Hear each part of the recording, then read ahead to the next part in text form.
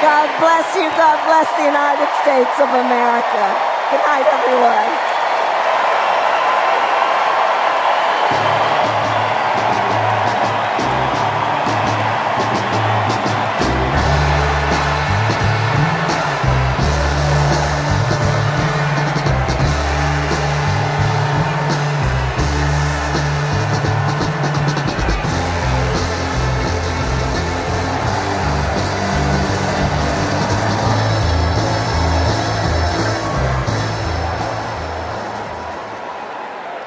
Please welcome actor and director Tony Goldwyn.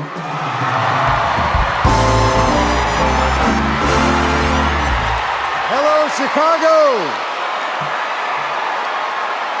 And hello to everyone tuning in from all across America. Welcome to the first night of the Democratic National Convention. Now, how was that for an opening act? I'm just saying.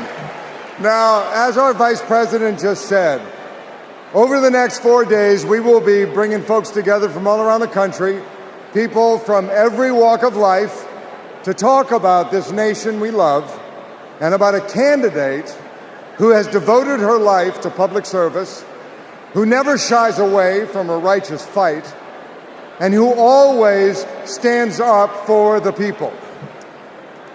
We are going to talk about the choice America faces in this election. It's a choice not just between two very different candidates, but between two very different futures. We will hear from everyday Americans about what is truly at stake in this campaign. The future of our middle class, the future of reproductive rights, the future of our climate, our security, our schools, the future of our freedom, the future of our very democracy. We will see the vision of our nominee. It is a vision of stability, security, and opportunity for everyday Americans, where we continue to grow this economy by growing the middle class, and where the safety of our children, our families, and our communities are a fundamental civil right. It is a future where, instead of scoffing at allies and fawning over dictators, our president stands up for our friends, faces down our adversaries, and American democracy remains a beacon of hope and inspires the world to take on our biggest challenges together. We'll learn the story of a leader who has dedicated her life to doing the work of making good on the promise of America. A leader who understands the middle class because she grew up in the middle class. A leader who has taken on powerful interests at every step of her career and fought for the rights and freedoms of all of us. And then, of course, we will hear again from the Democratic nominee herself, the next President of the United States of America, Kamala Harris. Because she has a message for us. It is a message that's joyful, not mean-spirited. A message of public service, not self-service. A message of optimism and opportunity, not chaos and division. A message that has woken us up to who we are, to who we've always been. Because Americans are not a cynical people. We are not small-minded. And whether we realize it right now or not, we are currently already writing a new chapter of the American story. And we can dream as big as we want. So I just want to ask you, are you excited? Yeah? Well, good. Are you ready?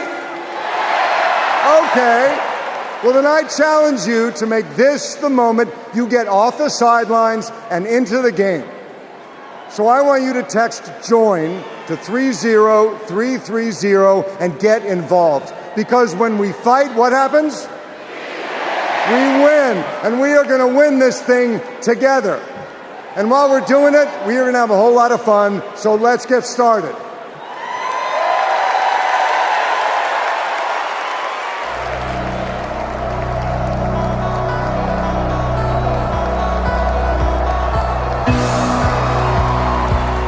Please welcome 9-time NBA champion and coach of the 2024 Olympic gold-winning men's basketball team, Steve Kerr.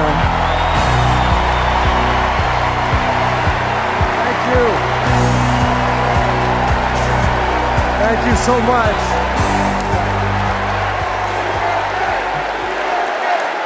Thank you. It is so fun to be back here in the United Center. And as you guys know, a lot of good stuff has happened in this building, especially in the 90s. You young people, Google Michael Jordan and you can read all about it, okay? So there was an amazing vibe in this building back in those days, and I feel that same winning spirit here tonight. So the last time I was in a packed basketball arena was in Paris, France. 9 days ago, some of the best players on earth, 12 incredible American men, came together to win Olympic gold. And the next night, I was back in that same building watching 12 more of the best players on earth. Our incredible American women do the same thing. And I cannot think of a better metaphor for what this country is all about than the way Team USA came together at the Olympics. We had players from across our wonderful country, players who have trained and fought relentlessly, shed tears trying to beat one another throughout their careers, joining forces to wear the red, white, and blue. And when we won, the American flag raised to the rafters, the national anthem playing, gold medals draped around the necks of our players, whose hands were held over their hearts. It was the proudest moment of my life. Thank you.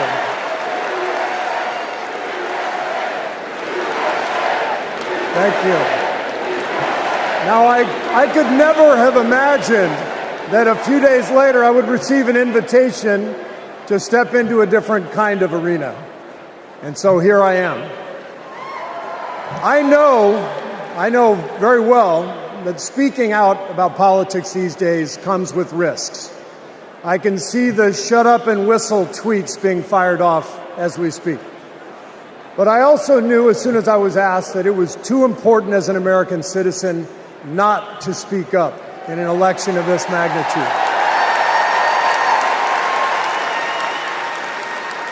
The reason I said yes to speaking here tonight is that as a coach and former player, as a husband, a son, a father, even a grandfather, and as an American, I believe in a certain kind of leadership. I believe that leaders must display dignity.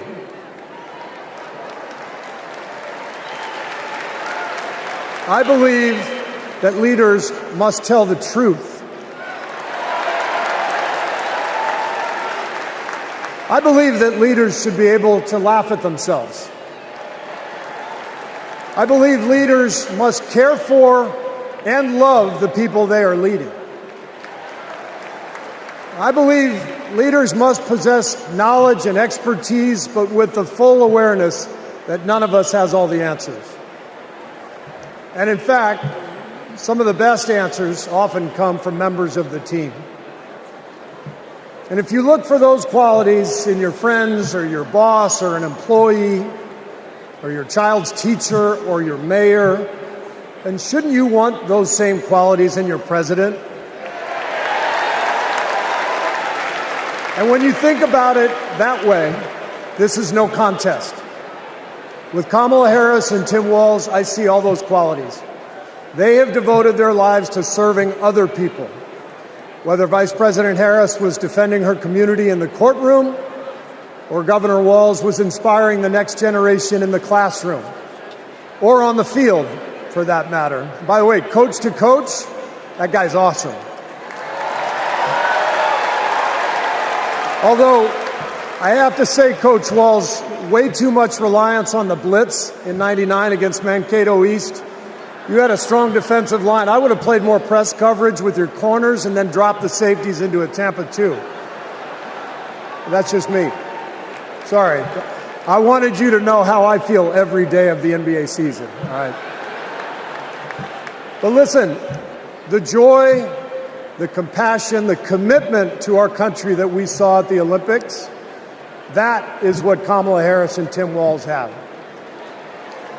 And it is what our country needs. Leadership, real leadership. Not the kind that seeks to divide us, but the kind that recognizes and celebrates our common purpose. Think about what our team achieved with 12 Americans in Paris, putting aside rivalries to represent our country. Now imagine what we could do with all 330 million of us playing on the same team. Not as Democrats, not as Republicans, not as libertarians, but as Americans who know the greatness of this nation doesn't come from any one of us, but from each of us doing our part to build a more perfect union. That vision is what this campaign is all about. It's why I'm here tonight.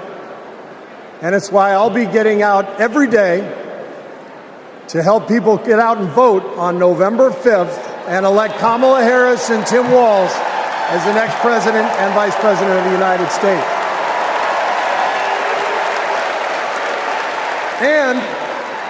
And after the results are tallied that night, we can, in the words of the great Steph Curry, we can tell Donald Trump, night, night. Thank you.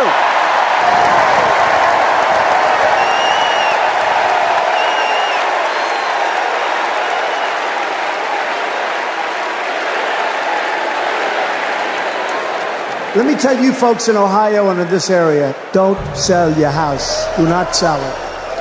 We're going to get those jobs coming back, and we're going to fill up those factories. So it's going to happen. But Trump lied and abandoned Lordstown. This is about a community. It's going to be a big change to go somewhere else. The GM factory in Lordstown did close, putting thousands of people out of work. Because Donald Trump doesn't care about our communities. All those jobs went away, and he did nothing. He did not do one thing for those workers there. He didn't come and make promises. He came and made false promises. Kind of lost hope in everything. I don't really want to lose. But then something changed. Instead of lies and broken promises, Joe Biden and Kamala Harris got to work and brought U.S. manufacturing jobs back, including to Lordstown. Kamala will continue to have workers' backs and get the job done. American workers deserve a fighter, and that's exactly what Kamala Harris is. Do we believe in opportunity? Are we ready to fight for it?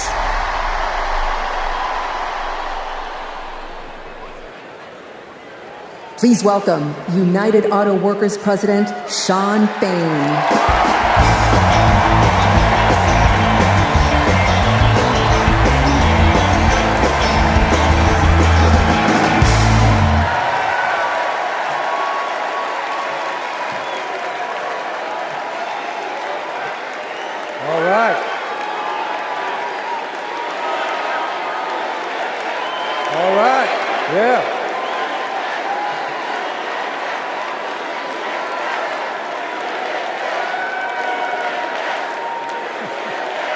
Thank you.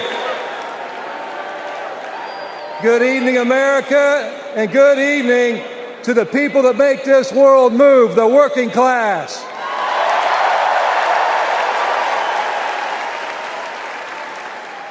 On behalf of 1 million active and retired members of the UAW, I am honored to support Kamala Harris and Tim Walz to be our next president and vice president.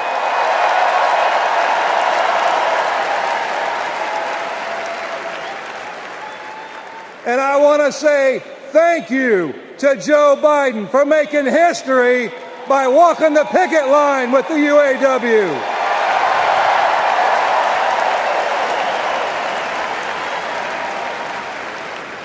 For the UAW and for working class people everywhere, this election comes down to one question. Which side are you on?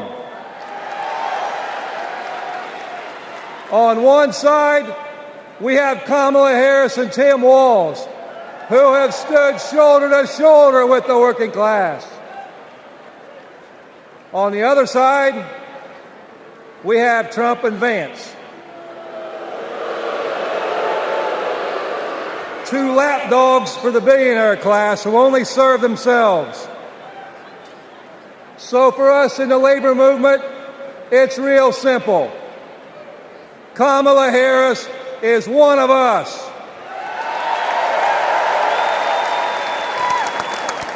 She's a fighter for the working class. And Donald Trump is a scab.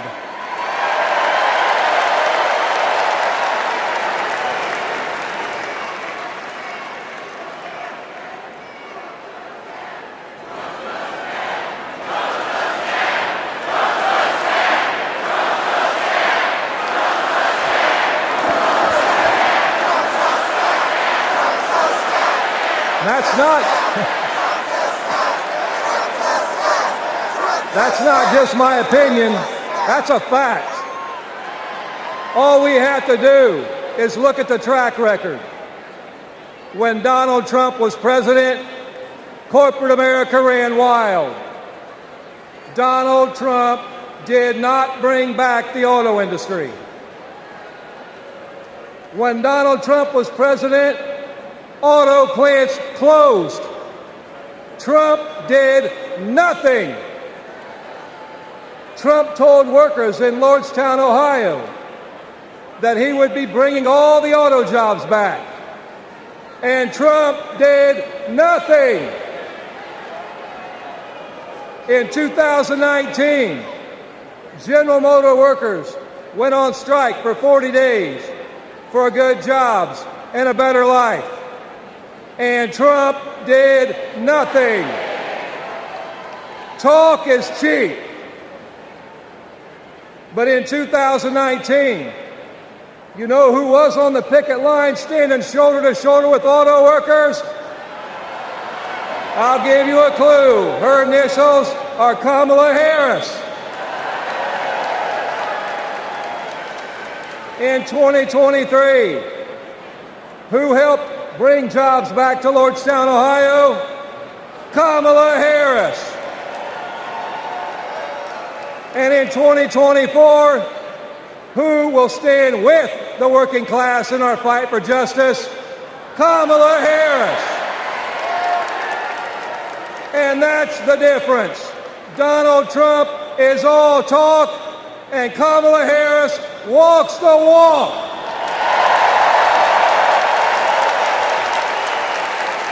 Woo.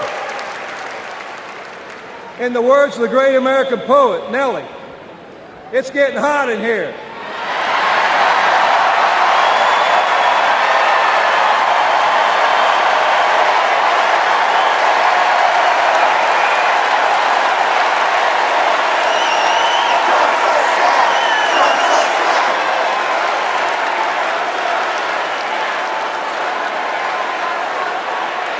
It's hot in here. It's hot in here because you're fired up and you're fed up, and the American working class is fired up and fed up. The American working class is in a fight for our lives. And if you don't believe me, just last night, blue-collar workers, the UAW members at Cornell University had to walk out on strike for a better life because they're fighting corporate greed. And our only hope is to attack corporate greed head on. Corporate greed turns blue-collar blood, sweat, and tears into Wall Street stock buybacks and CEO jackpots. It causes inflation. It hurts workers. It hurts consumers, and it hurts America. And corporate greed is alive and well in the auto industry. You know, last fall, we achieved life-changing gains in our strike at the Big Three. We even won a commitment to reopen a closed plant not too far from here. We were able to do that thanks to the support of Kamala Harris and Joe Biden and the thousands of auto workers that went on strike.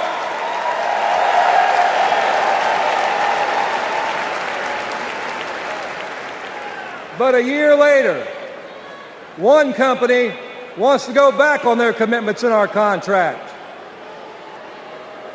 And let me be clear, Stellantis must keep the promises they made to America in our union contract.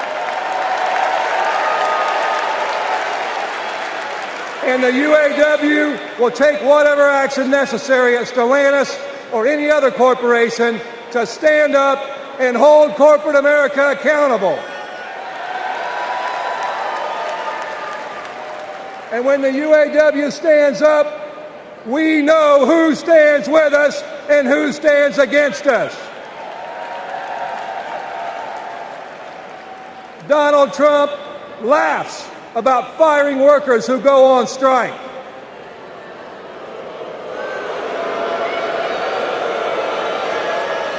And Kamala Harris stands shoulder to shoulder with workers when they're on strike. And that's the difference between Kamala Harris and Donald Trump the scab. Trump is pushing divide and conquer tactics of the rich. It's the oldest trick in the book. They want to blame the frustrations of working class people. They want to take those frustrations, they want to blame it on race. They want to blame it on LGBTQ plus people. They want to blame it on some destitute and desperate person at the border. They do that because they want working class people to be divided and to focus and keep the focus off the one true enemy, corporate greed.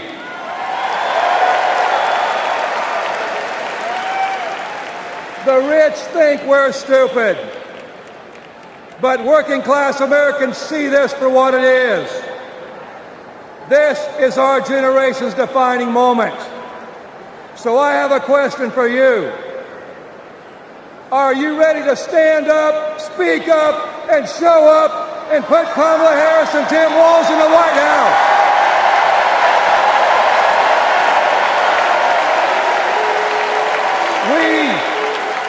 We need a defender of the working class in the White House, someone who is one of us and someone who knows how to fight.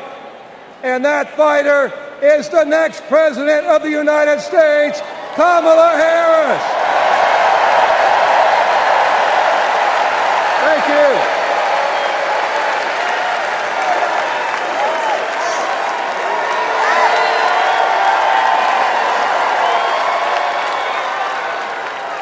Please welcome New York Representative Alexandria Ocasio-Cortez.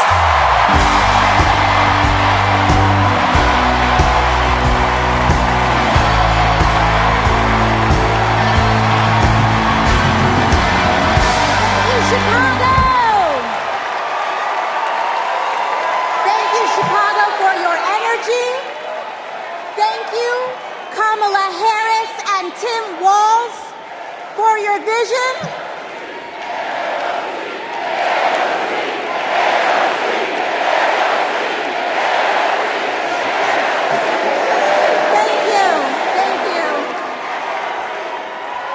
Thank you. Thank you, Chicago, for your energy. Thank you, Kamala Harris and Tim Walz, for your vision. And thank you, Joe Biden, for your leadership.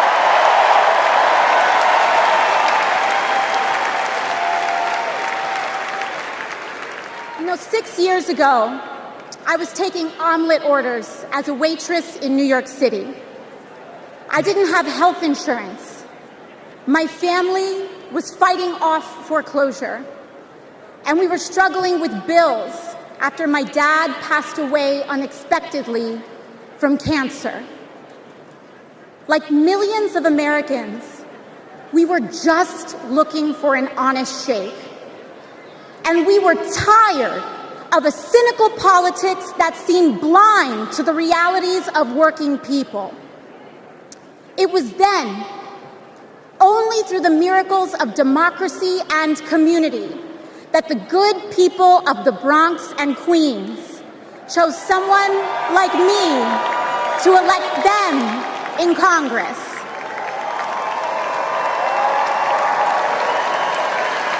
And America, in my heart, I know from that same cloth of hope and aspiration, we will also elect Kamala Harris and Tim Walz as President and Vice President of the United States of America.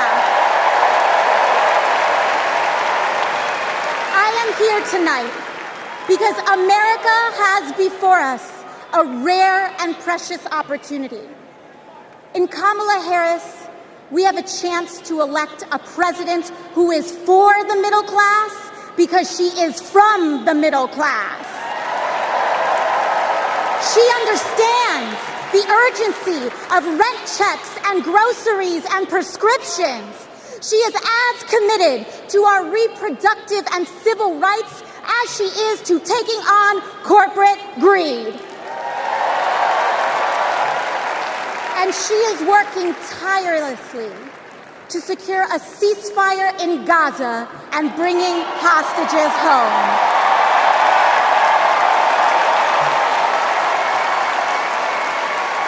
In Kamala Harris, I see a leader who understands. I see a leader with a real commitment to a better future for working families. And Chicago, we have to help her win. Because we know that Donald Trump would sell this country for $1 if it meant lining his own pockets and greasing the palms of his Wall Street friends. And I, for one, am tired of hearing about how a two-bit union buster thinks of himself as more of a patriot than the woman who fights every single day to lift working people out from under the boots of greed, trampling on our way of life. The truth is, Don, you cannot love this country if you only fight for the wealthy and big business. To love this country is to fight for its people, all people, working people, everyday Americans like bartenders and factory workers and fast food cashiers who punch a clock and are on their feet all day in some of the toughest jobs out there. You know, ever since I got elected, Republicans have attacked me by saying that I should go back to bartending. But let me tell you, I'm happy to any day of the week because there is nothing wrong with working for a living.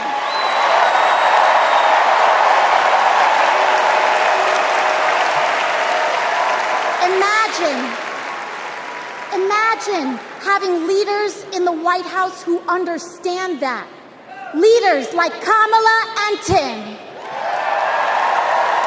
But Chicago, just because the choice is clear to us does not mean that the path will be easy. Over the next 78 days, we will have to pour every ounce, every minute, every moment into making history on November 5th. But we cannot send Kamala and Tim to the White House alone. Together, we must also elect strong Democratic majorities in the House and in the Senate so that we can deliver on an ambitious agenda for the people.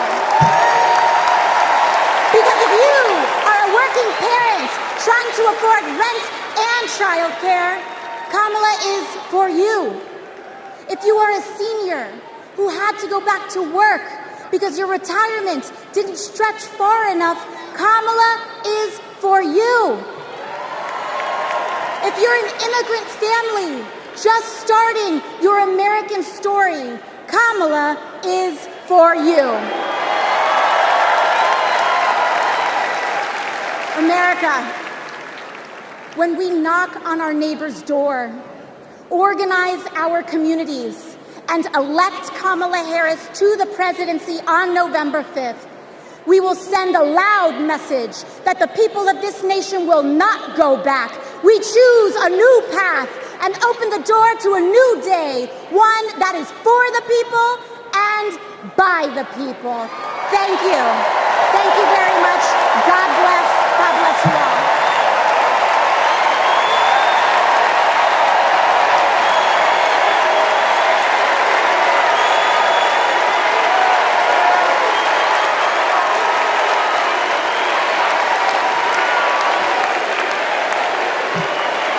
Wow. How about that AOC? Good Lord. So Kamala Harris's story begins in a middle-class neighborhood in the East Bay. Yeah. In a modest apartment above a nursery school, in a close-knit community where people looked out for one another, with a mother who instilled in Kamala Harris the core principles that have defined her life in public service. These are the experiences that made her the leader she is today.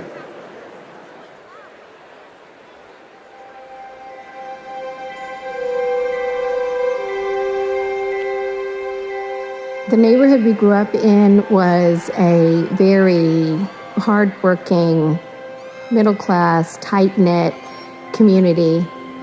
Families going to church on Sunday, kids playing in the front yard. Mommy got us these bright blue matching bikes with banana seats, and we were surrounded by caring adults.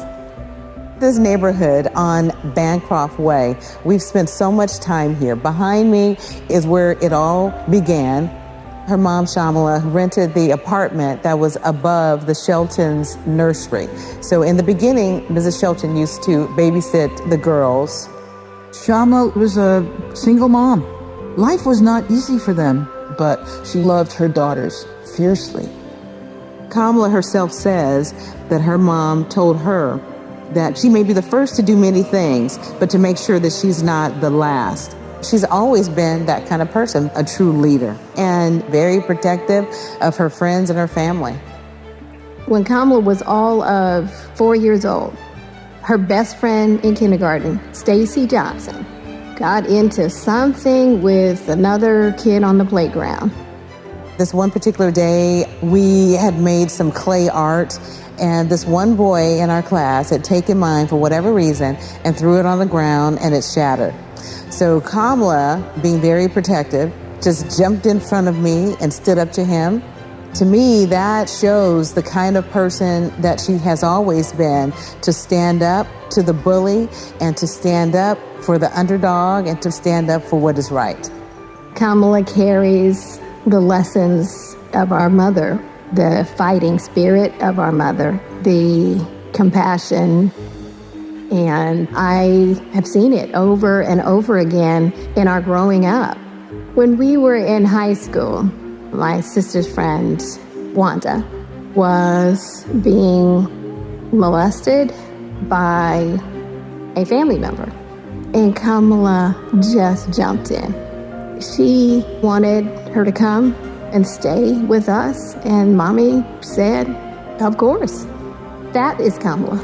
She can't help herself from standing up for people and standing up for what she thinks is right. She has been that way our whole lives. Being a protector is what led her to become a prosecutor. Looking back now, I could say it was her calling.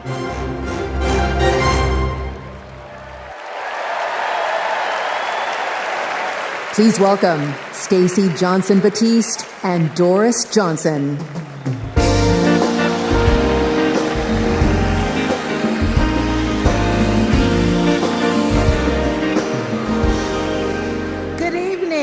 I'm Stacy Johnson Batiste, and this is my mom, Doris Johnson. We are so excited and honored to be here with you. Kamala and I have known each other for a long time. We met at Berkwood Hedge School.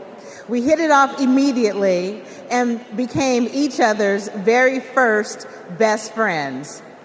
Our moms also became fast friends. And on weekends, we would pile into my 1966 Mustang, and Kamala's mom, Shamala, would sit in the front with me, and Kamala and Maya and Stacy would sit in the back, and off we would go to a movie or some adventure. My mom still has that Mustang. I do. Kamala and I both get our grit from our mothers. Kamala has always been a protector. One day at school, we made clay art projects during story time when they were outside on tables to dry. For whatever reason, a boy in our class took mine, threw it on the ground, and it shattered. Kamala jumped in between him and me and said something that made him so mad, he picked up a rock or something and hit her on the head. Blood came streaming down. The school called Shamala to come take her to the hospital. The stitches she got left a scar over one of her eyes. She still has it. That's the kind of person Kamala has always been from the very beginning. Someone who doesn't hesitate to stand up for what's right, to take up for the underdog, and to stand up to bullies.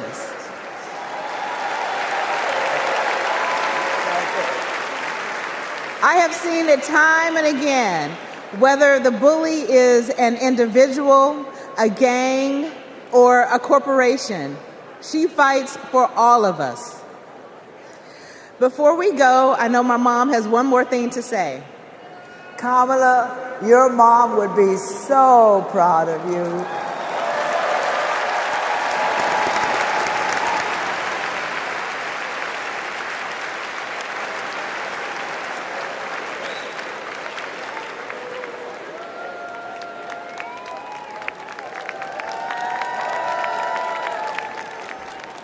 Please welcome former Secretary of State Hillary Clinton.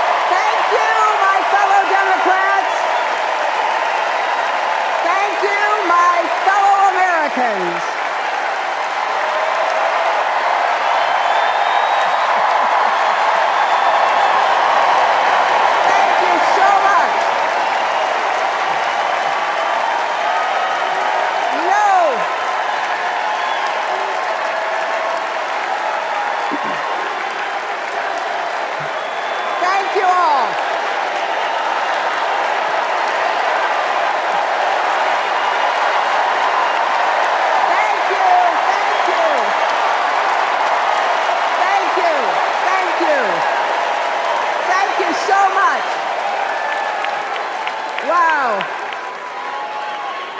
There's a lot of energy in this room, just like there is across the country.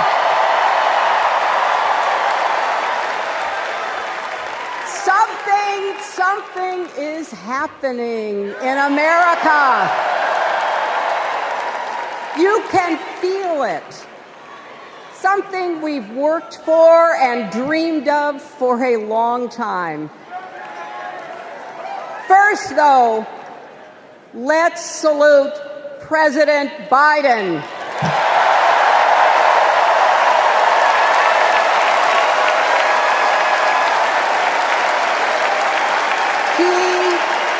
He has been democracy's champion at home and abroad. He brought dignity, decency, and competence back to the White House. And he showed what it means to be a true patriot.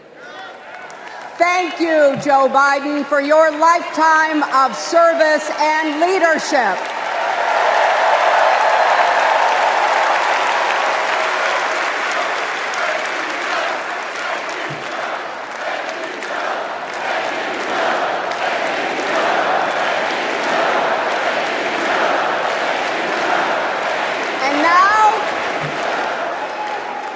And now we are writing a new chapter in America's story.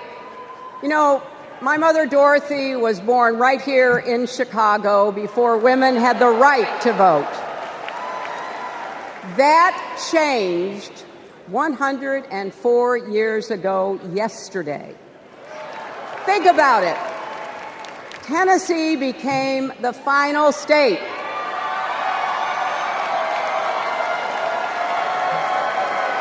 to ratify the 19th Amendment to the Constitution.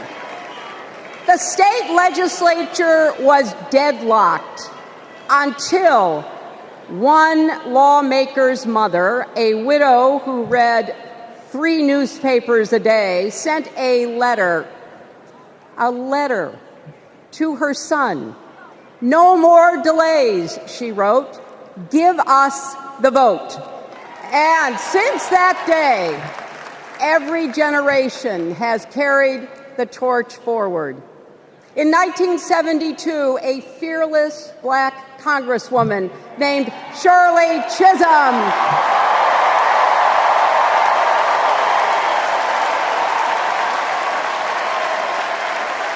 she ran for president.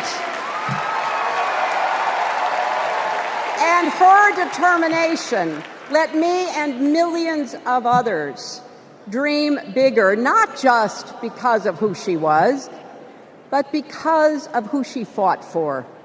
Working parents, poor children, the last, the least, and the lost. In 1984, I brought my daughter to see Geraldine Ferraro, the first woman nominated for vice president. If we can do this, Jerry said, we can do anything. And then there was 2016, when it was the honor of my life to accept our party's nomination for president.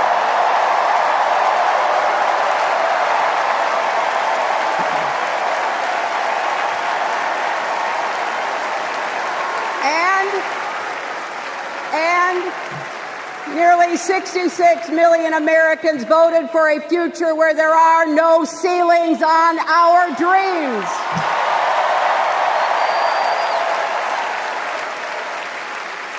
And afterwards, we refused to give up on America.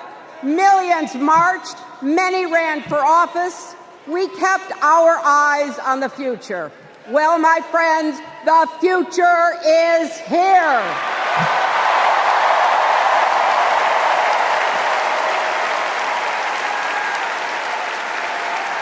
I wish my mother and Kamala's mother could see us.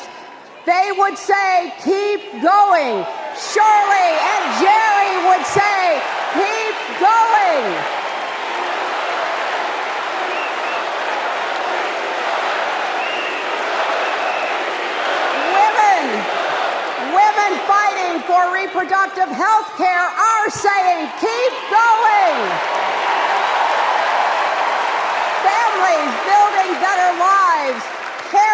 stretching to afford child care, young people struggling to pay their rent. They're all asking us to keep going. So, with faith in each other and joy in our hearts, let's send Kamala Harris and Tim Walz to the White House.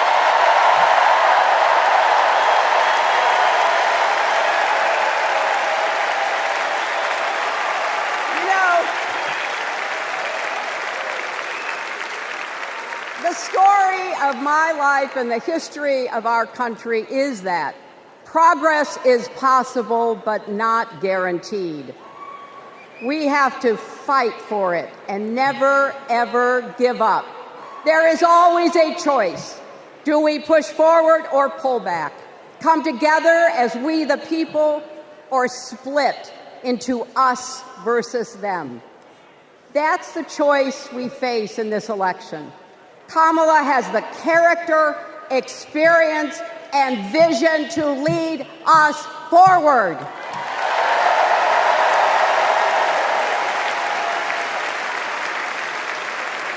I know her heart and her integrity. We both got our start as young lawyers, helping children who were abused and neglected. That kind of work changes a person. Those kids stay with you. Kamala carries with her the hopes of every child she protected, every family she helped, every community she served. So as president, she will always have our backs, and she will be a fighter for us. She will fight to lower costs for hardworking families, open the doors wide for good-paying jobs, and yes, she will restore abortion rights nationwide.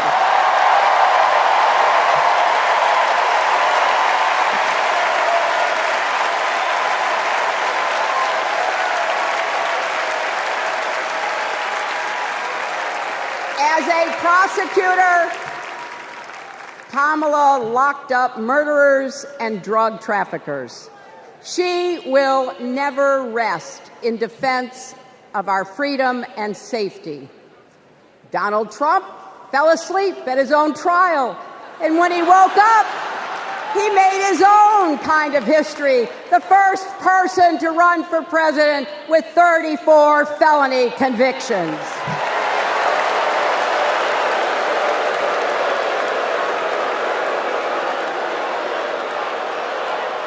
As Vice President, Kamala sat in the Situation Room.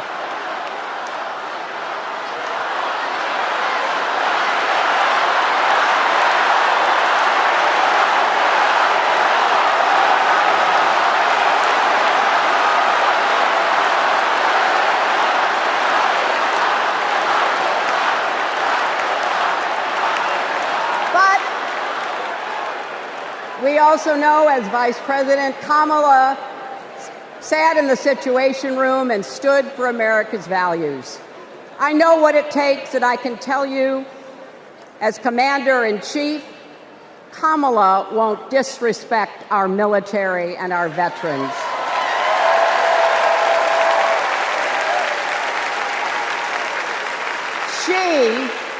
She reveres our Medal of Honor recipients. She won't be sending love letters to dictators. She will defend democracy and our Constitution and will protect America from enemies, foreign and domestic.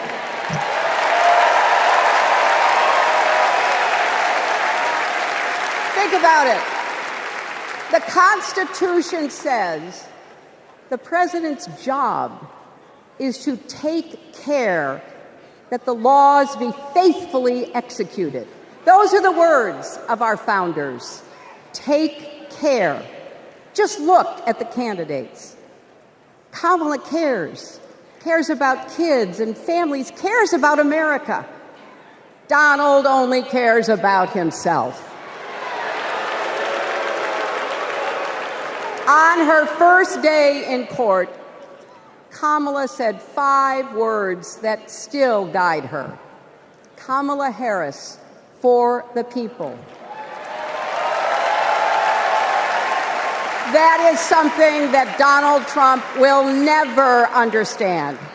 So it is no surprise, is it, that he is lying about Kamala's record. He's mocking her name and her laugh. Sounds familiar. But we have him on the run now.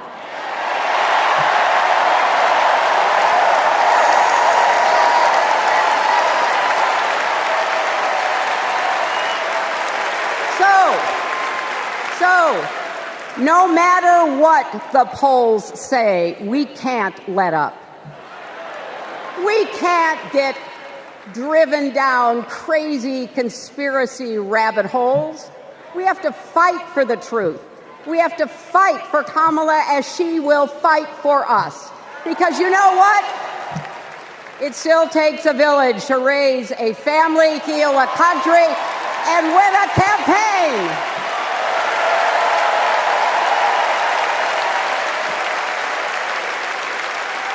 And America needs every one of us, our energy, our talents, our dreams. We're not just electing a president, we're uplifting our nation. We're opening the promise of America wide enough for everyone. Together, we put a lot of cracks in the highest, hardest glass ceiling. And tonight, so close to breaking through once and for all, I want to tell you what I see through all those cracks and why it matters for each and every one of us. What do I see? I see freedom.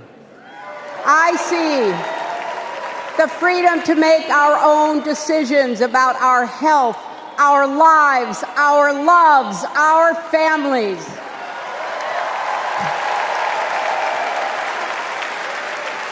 The freedom to work with dignity and prosper, to worship as we choose or not, to speak our minds freely and honestly. I see freedom from fear and intimidation, from violence and injustice, from chaos and corruption. I see the freedom to look our children in the eye and say, in America, you can go as far as your hard work and talent will take you, and mean it. And you know what? On the other side of that glass ceiling is Kamala Harris raising her hand and taking the oath of office as our 47th President of the United States.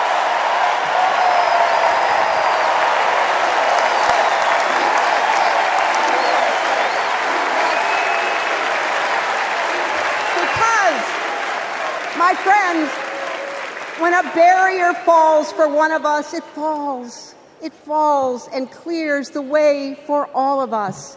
So for the next 78 days, we need to work harder than we ever have. We need to beat back the dangers that Trump and his allies pose to the rule of law and our way of life. Don't get distracted or complacent. Talk to your friends and neighbors. Volunteer. Be proud champions for the truth and for the country that we all love.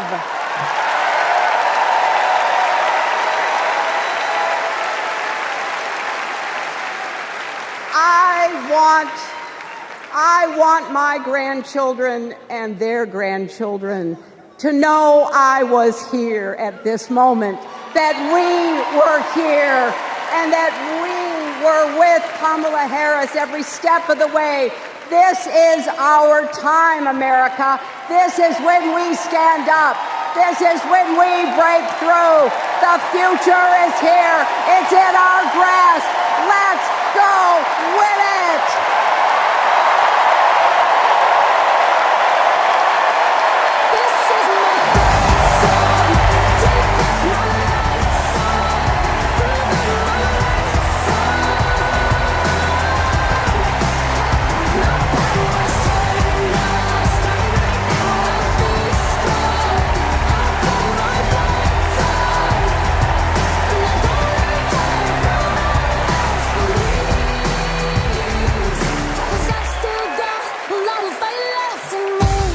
I think it's fair to say that we all stand on the shoulders of Hillary Clinton. So, I'm just checking. Are you ready to join this fight yet?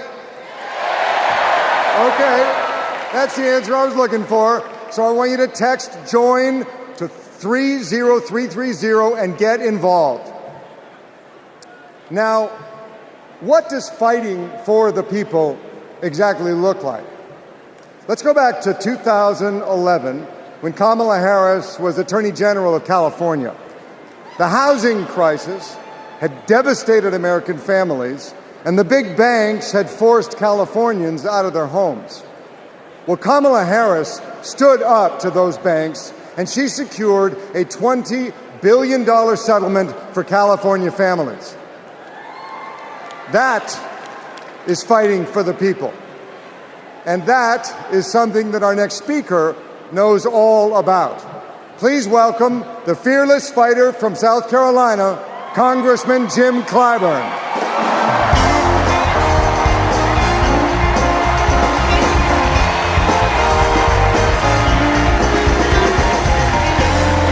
Thank you. Thank you, thank you, thank you. Thank you. Thank you. Thank you. Thank you and good evening.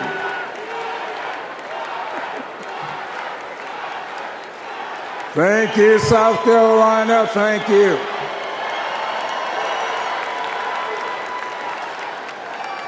Four years ago, Americans were experiencing high anxieties and great uncertainties. A deadly virus raged, schools closed, businesses shuttered. Donald Trump mismanaged the crisis from day one, looking out for himself instead of the country. The American people responded to the crisis in leadership by electing new leaders. Thanks to Joe Biden and Kamala Harris, we reopened our schools, brought back our businesses, and restored our faith in the American can-do spirit. Thanks to Joe and Kamala, we reduced the price of prescription drugs, repaired roads and bridges, and replaced lead pipes. Thanks to Joe and Kamala, we are honoring our heroes in uniform and expanded benefits to over 1 million veterans. Thanks to Joe and Kamala, Make It in America is no longer just a slogan, but a movement that is bringing millions of manufacturing jobs back to America. For President Biden's lifetime of achievement in service of his country, we owe him a great debt of gratitude.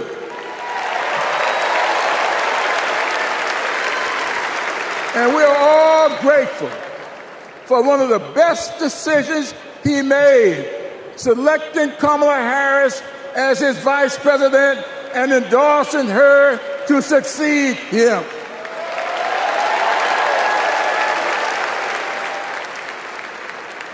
I often say that we are but the sum of our experiences. In the introduction to my memoir, I wrote, all my experiences have not been pleasant, but I consider all of them to be blessings. So has been the case with Kamala. Her experiences have prepared her for this moment. Kamala Harris is a true battle-tested leader, a district attorney, attorney general, senator, and vice president who gets things done. While Donald Trump has been bragging about how he overturned Roe, Kamala has been fiercely advocating for the respectation of reproductive freedoms. While Trump has been looking out for himself and his billionaire buddies, Kamala has been fighting to lower costs for all Americans. And while Trump falsely pleads ignorance of Project 2025, which in my opinion is Jim Crow 2.0, Kamala has been offering the American people enlightening proposals and visionary leadership. Having grown up in a parsonage, I often look to the good book for understanding and guidance. As 2 Corinthians informs, we are troubled on every side, yet not distressed. We are perplexed, but not in despair. Persecuted, but not forsaken. Cast down, but not destroyed. Our great democracy has been tested, and so has the basic goodness of the American people. But our resolve to remain a great country with freedom and justice for all will not falter. We will continue our march toward a more perfect union, united in our common purpose and emboldened by our resolve to elect Kamala Harris and Tim Walz as the next president and vice president of these United States of America. Thank you and Godspeed.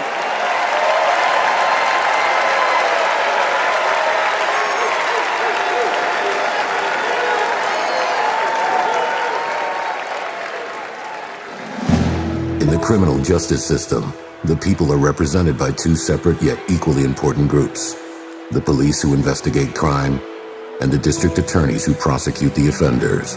This is the story of Donald Trump. His entire life, Trump has believed he's above the law, that no one would ever dare hold him accountable. He lies, he rips off workers, he sexually abuses women. Hey, when you're a star, they let you do it. You can do anything. He cheats in business. He cheated on his wife with a porn star and paid her off so the American people wouldn't find out during an election. But in the criminal justice system, ordinary Americans have had the courage to find him accountable, time and time again. Guilty. Guilty. Guilty. Donald Trump, guilty on all 34 felony counts. For the first time in history, we have a convicted felon running for president. And to take on this case, we need a president who has spent her life prosecuting perpetrators like Donald Trump. He tried overturning Georgia's free and fair election. I just want to find 11,780 votes. He's tried to escape any responsibility for instigating the January 6th attack on our Capitol. We're going to walk down to the Capitol, and I'll be there with you. And if elected, Trump has promised to overturn laws that would keep him accountable and exact retribution on anyone he considers an enemy, even warning of a bloodbath if he doesn't get his way. So we, the people, have a chance to render our own verdict on Donald Trump. We are the jury he most fears. When we vote this November, we vote for justice, accountability, and the rule of law that keeps America free.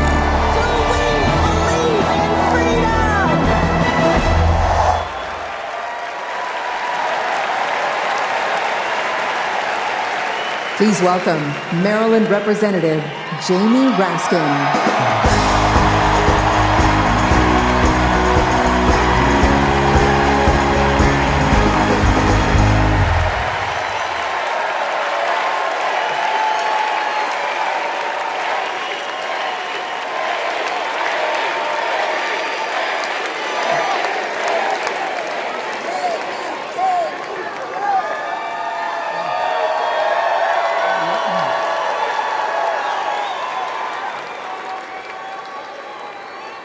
Hello, America.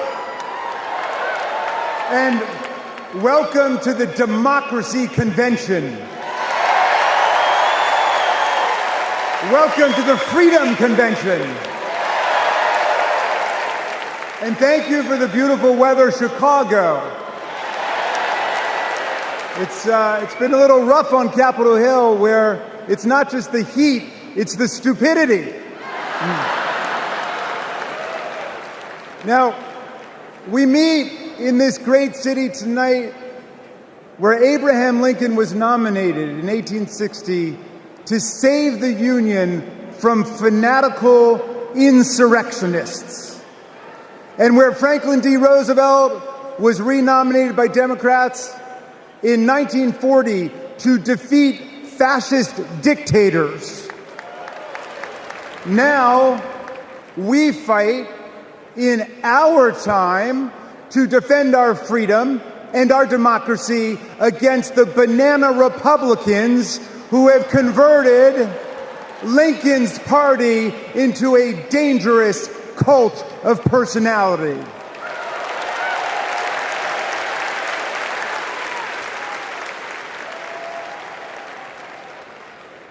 You know, I'll never forget the pounding on the doors of the House chamber on January 6th, or the screams to follow. Hundreds of our police officers taunted and attacked, 140 of them wounded by extremists wielding baseball bats, steel pipes, even American flags. 5 people died that day, and 4 more of our officers took their own lives in the days and weeks to come. All of this after Trump was defeated by more than 7 million votes by the great Joe Biden.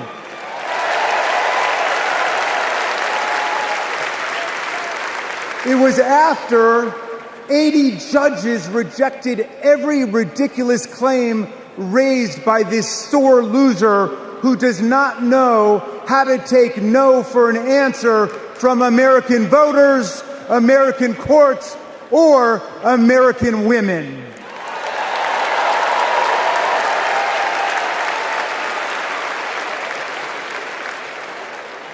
Remember what the mob chanted as they stormed the Capitol and injured our officers? Hang Mike Pence. Someone should have told Donald Trump that the president's job under Article 2 of the Constitution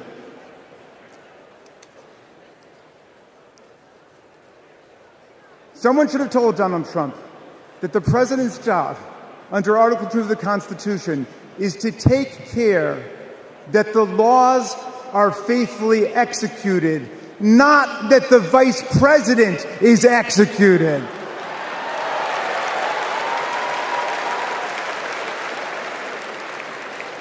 Pence has now joined more than 24 officials from Donald Trump's own administration in denouncing him, an historical record. And Pence is the first vice president in more than 2 centuries not to support the president he served with in a general election. And by the way, J.D. Vance, do you understand why there was a sudden job opening for running mate on the GOP ticket? They tried to kill your predecessor. They tried to kill him because he would not follow Trump's plan to destroy and nullify the votes of millions of Americans. Your votes, Pennsylvania. Your votes, Michigan. Your votes, Georgia, Nevada, Arizona. Are we going to go back to the days of election suppression and violent insurrection?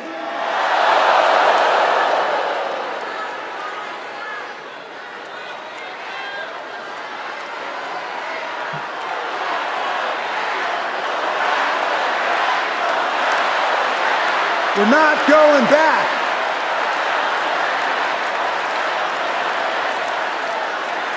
Well, look, 1 week after that beautiful day, as Trump calls it, the Republicans, 10 Republicans, joined all of the Democrats to impeach Trump for the worst high crime and misdemeanor ever committed by a president, inciting insurrection against our own Constitution. Make no mistake, a man who uses fraud, theft, and violence to take power will commit any crime to keep it. And now Trump's promising to pardon hundreds of his fellow criminal convicts and insurrectionists. He calls for, quote, the termination of all rules, regulations, and articles, even those in the Constitution. My friends, are we the people going to let Donald Trump terminate our Constitution and obliterate the blessings of liberty for our posterity? That's right. We're going to elect Kamala Harris. We're going to elect the career prosecutor and inspiring public servant and Coach Walz. And we're going to defeat Donald Trump, the career criminal and incorrigible recidivist con man, and his pet chameleon, J.D. Vance.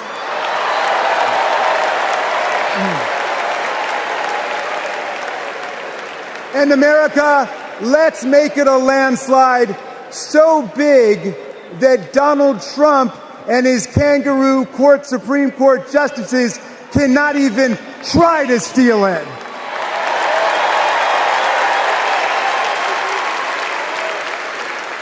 Let's make every vote count.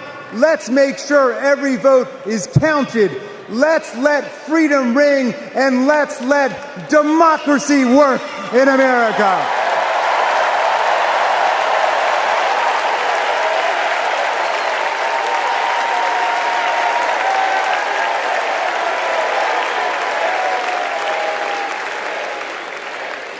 Please welcome Texas Representative Jasmine Crockett.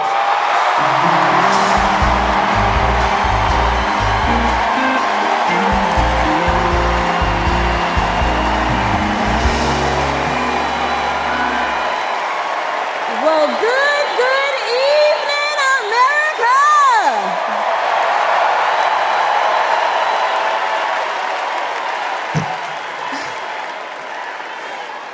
On November 5th, our nation will hire a president, a commander-in-chief, and leader of the free world. So let's compare their resumes, shall we? One candidate worked at McDonald's while she was in college at an HBCU. HU. The other was born with a silver spoon in his mouth and helped his daddy in the family business. Housing discrimination, that is. She became a career prosecutor while he became a career criminal. With 34 felonies, 2 impeachments, and 1 porn star to prove it.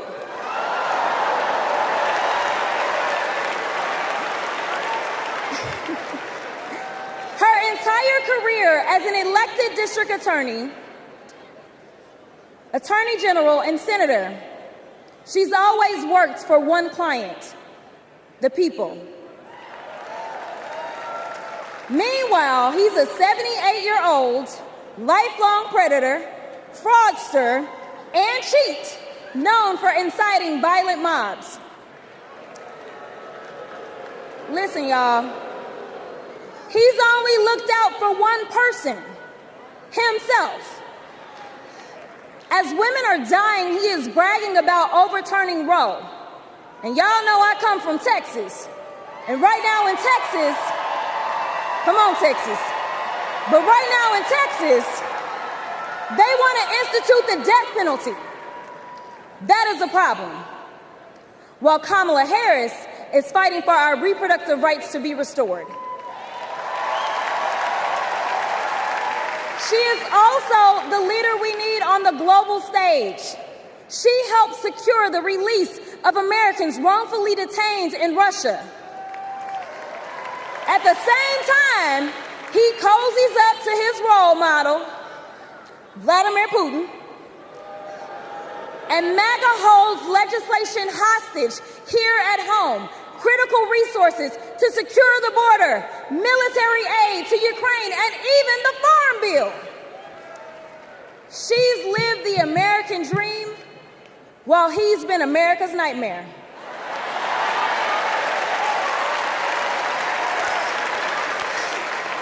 America, looking at the two choices before you, who would you hire? Donald Trump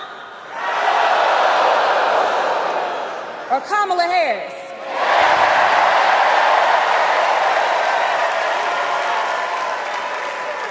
Kamala Harris has a resume. Donald Trump has a rap sheet.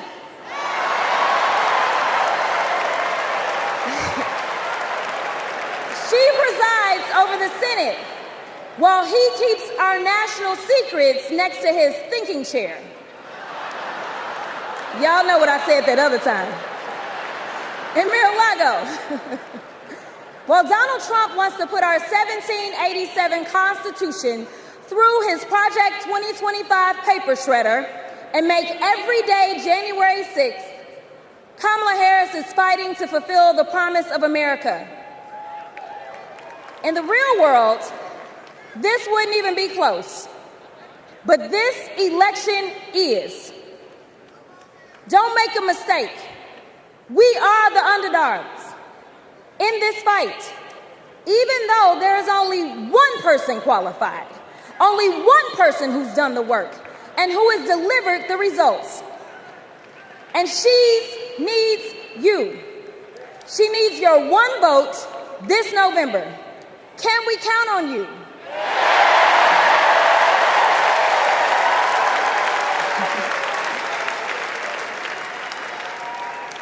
Some of you know a little bit of my history, some of you don't, so let me tell you. I was a public defender.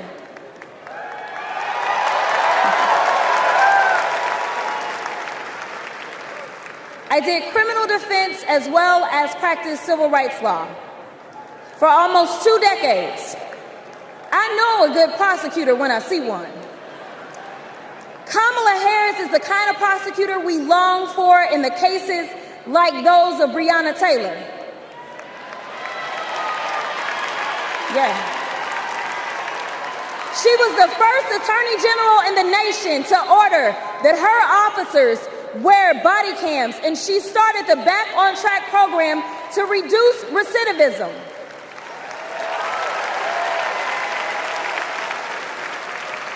Listen, y'all, she did all these things because she genuinely cares about people. She sees each person as just that, a person, not a statistic. She's proven that since the first day she stepped into a courtroom and said what y'all already heard Hillary say, I did not copy off of her speech. I just want y'all to know. She walked into that courtroom and said, Kamala Harris for the people. And she meant that.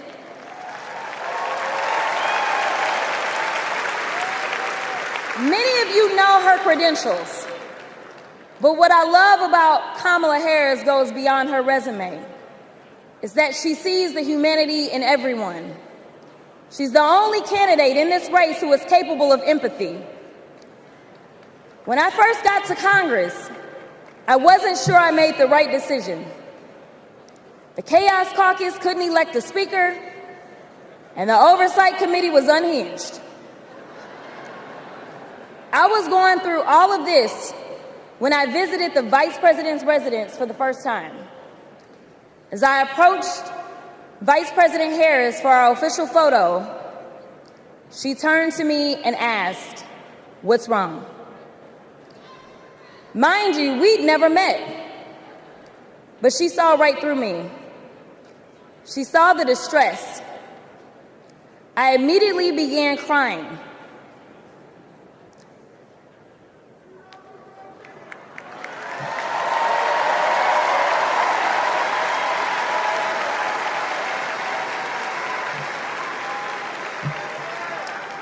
And the most powerful woman in the world wiped my tears and listened.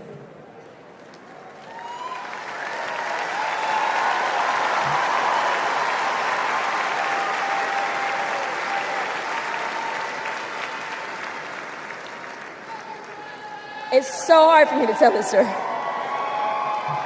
She then said, among other things, "You are exactly where God wants you.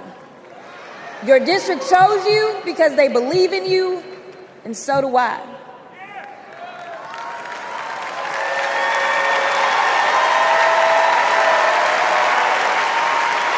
I'm gonna stop. Okay. The next month, I went viral for the first of many times to come for hitting Republicans with a dose of their own medicine. That brief but impactful interaction gave me my legislative legs, and I've been running ever since.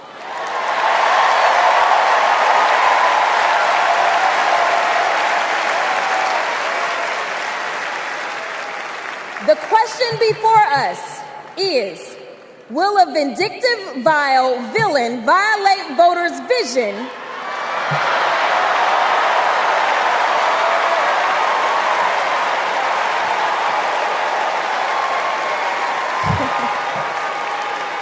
for a better America or not? I hear alliterations are back in style. We deserve better.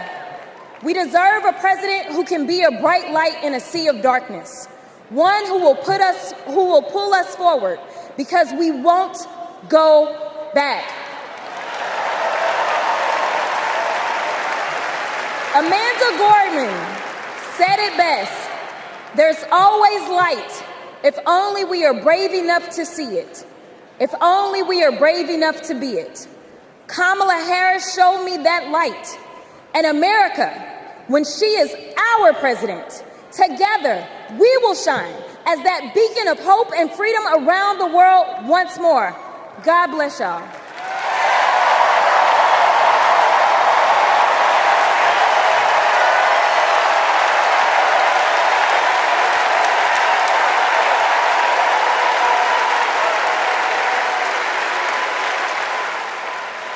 This is one of our willow boxes. This was the outfit that she was gonna maybe wear home from the hospital. There's her little... the blanket that she was in. It's okay. For 54 years, they were trying to get Roe v. Wade terminated, and I did it. And I'm proud to have done it. I was punished for 3 days having to wait for either my baby to die or me to die, or both. I was stuck in this horrific hell of both wanting to hear her heartbeat and also hoping I wouldn't.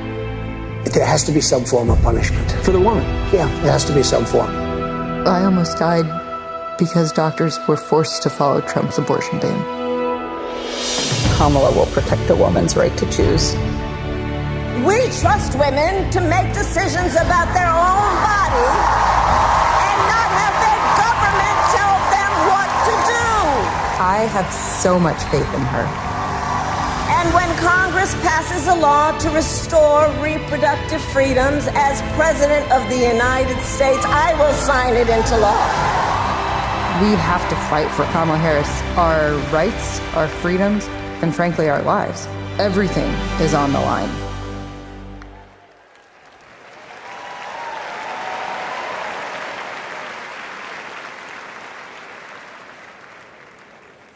When you're expecting a baby, packing for the hospital should be a joyful moment.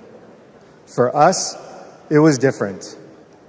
We were told with 100% certainty we would lose our baby girl, Willow, and we were sent home. For 3 days, we waited until Amanda was sick enough to receive standard abortion care. Eventually, Amanda's temperature spiked. She was shaking, disoriented, and crashing. I don't remember what I threw into our bag that day, only that instead of welcoming Willow, I was hoping Amanda's life could be saved. I'm here tonight because the fight for reproductive rights isn't just a woman's fight. This is about fighting. This is about fighting for our families. And as Kamala Harris says, our future.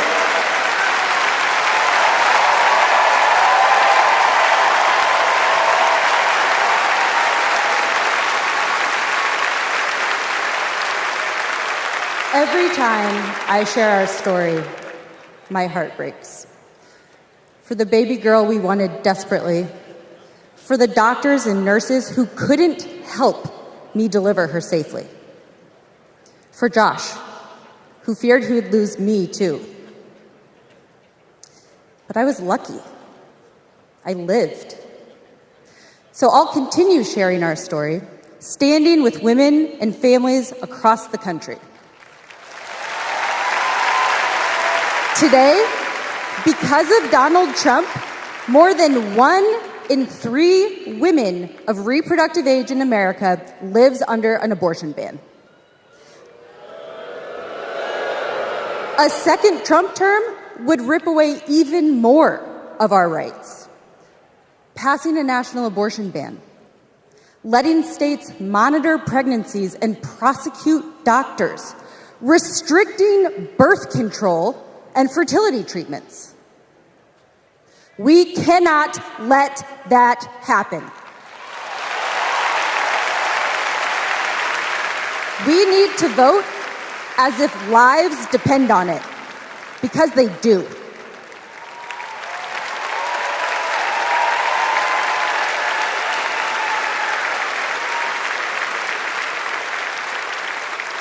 Two years ago, my husband and I were expecting our second child.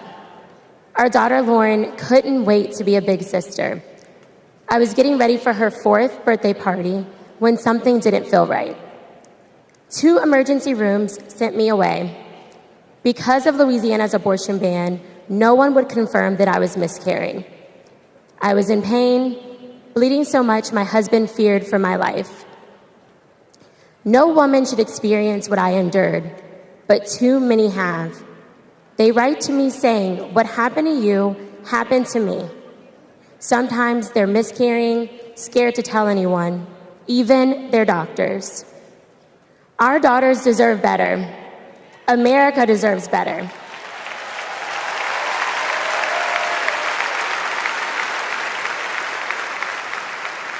Kamala Harris and Tim Walz will fight for reproductive rights and our freedom and our shared future.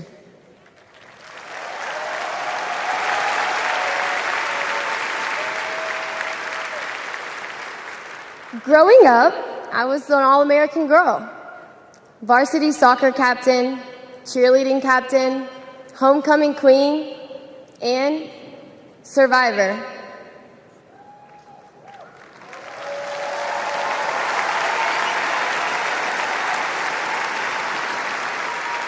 I was raped by my stepfather after years of sexual abuse. At age 12, I took my first pregnancy test, and it was positive. That was the first time I was ever told, you have options. I can't imagine not having a choice. But today, that's the reality for many women and girls across the country because of Donald Trump's abortion bans. He calls it a beautiful thing. What is so beautiful about a child having to carry her parents' child?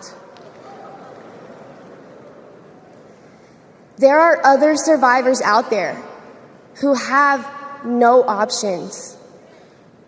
And I want you to know that we see you. We hear you.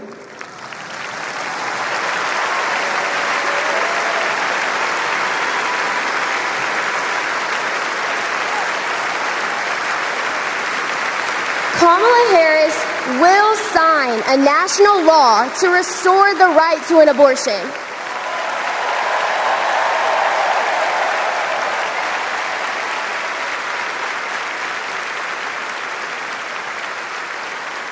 She will fight for every woman and every girl, even those who are not fighting for her.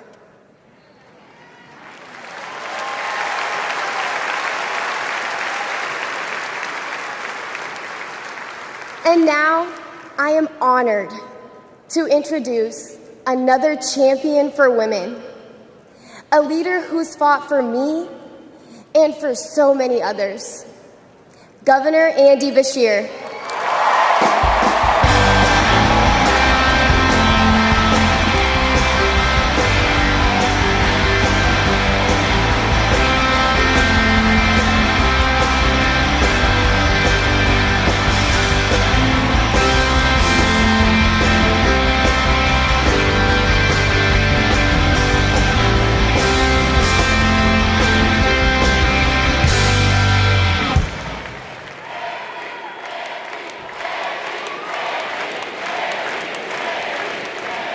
Hadley Duvall is one of the bravest people I've ever met.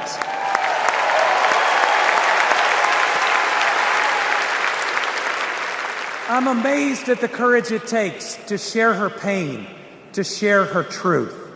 Yet Donald Trump brags about tearing a constitutional right away from Hadley and every other woman and girl in our country. That's why we must tear away any chance he can ever be president ever again.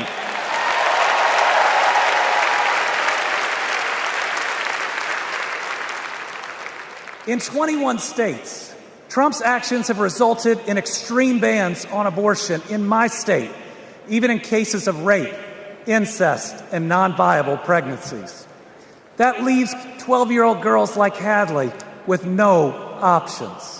That fails any test of humanity, any test of basic decency, any test of whether you have any underlying empathy.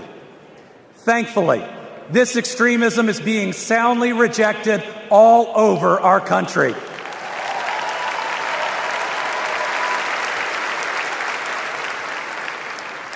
In Kentucky, we put reproductive freedom on the ballot last November, and I beat Donald Trump and Mitch McConnell's hand-picked candidate by more than 5 percentage points.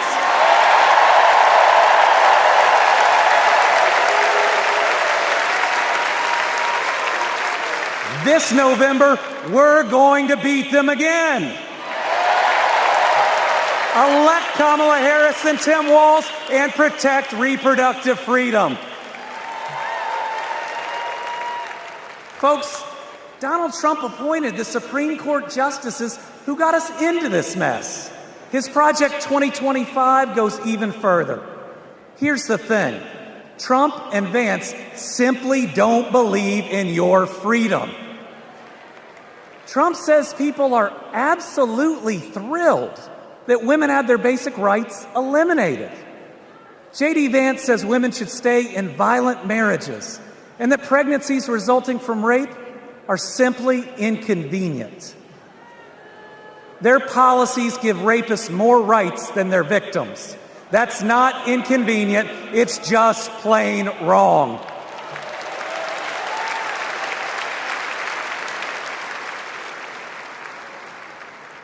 And a woman grieving a non-viable pregnancy shouldn't be required to carry it to term just to listen to her child die or to hear no sound at all. All women should have the freedom to make their own decisions. Freedom over their own bodies. Freedom about whether to pursue IVF. Freedom about whether to have children at all.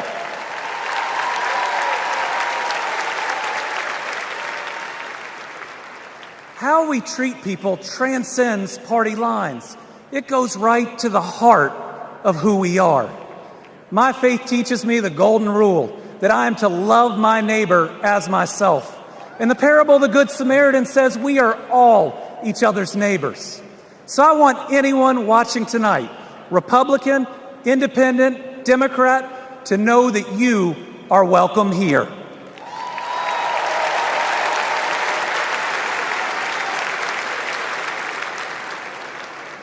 We believe in America where we live out our values, end anger politics once and for all, and move beyond this us versus them by remembering we are all Americans.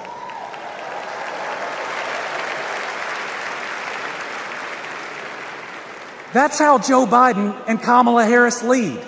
They both called to ask how they could help Kentucky in recovering from natural disasters. They helped us improve our roads, our bridges, and invested in our people. They didn't ask me who Kentuckians voted for. They asked me what Kentuckians needed, and folks, they delivered.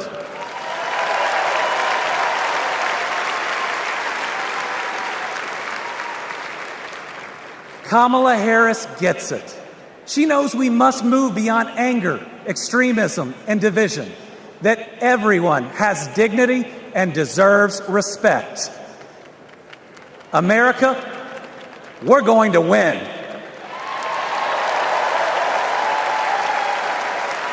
And we're going to win by staying true to our values of compassion, empathy, and doing right by our neighbors. I'm so proud to be all in for the next President of the United States, Kamala Harris. Thank you.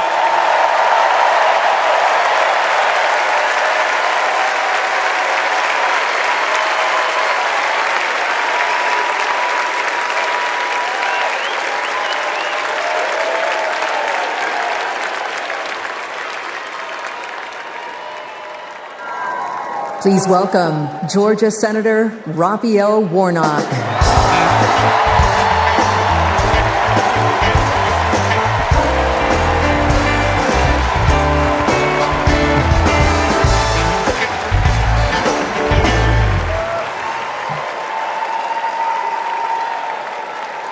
Well,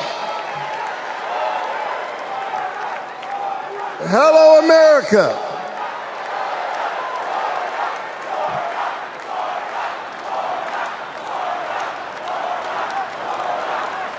Thank you so very much. On January 5th, 2021, the people of Georgia did an amazing thing.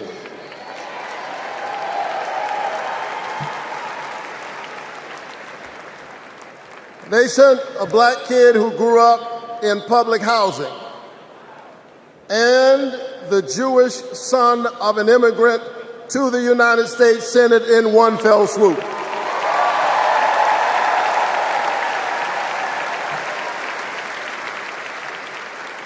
And among those Georgians was my then 82-year-old mother. She grew up in Waycross, Georgia. Do you know where that is? It's way across Georgia. She grew up in Waycross, Georgia, where she picked other people's cotton and other people's tobacco. But because this is America, the 82-year-old hands that used to pick somebody else's cotton and somebody else's tobacco picked her youngest son to be a United States Senator.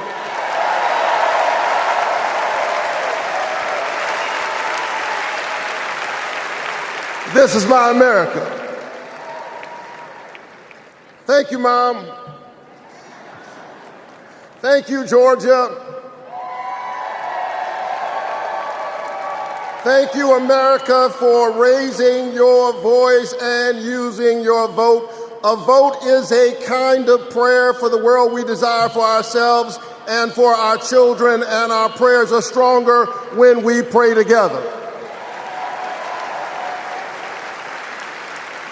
And so together we flipped the Senate, held the House, and we sent Joe Biden and Kamala Harris to the White House.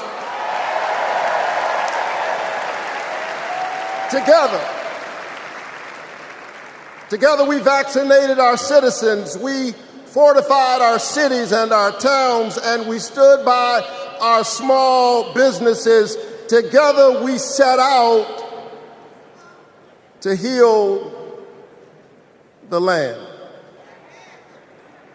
A nation besieged by a deadly pandemic and beset by the awful and divisive rhetoric of a man too small for the office entrusted him or the task set before him.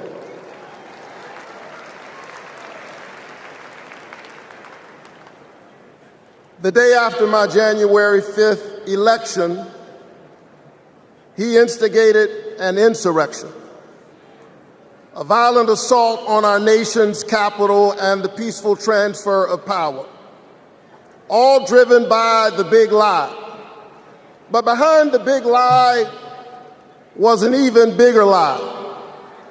It is the lie that this increasingly diverse American electorate does not get to determine the future of the country.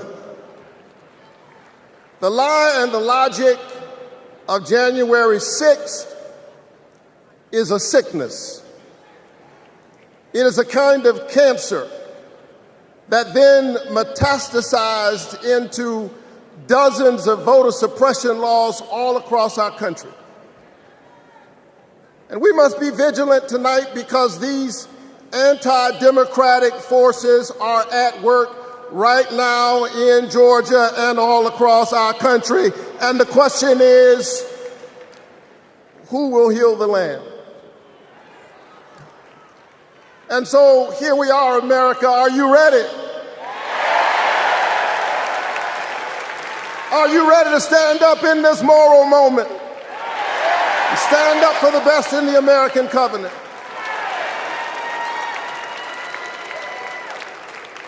Elections are about the character of a country. And we must decide, again, we are the latest generation of Americans who get to decide what kind of country we want to be.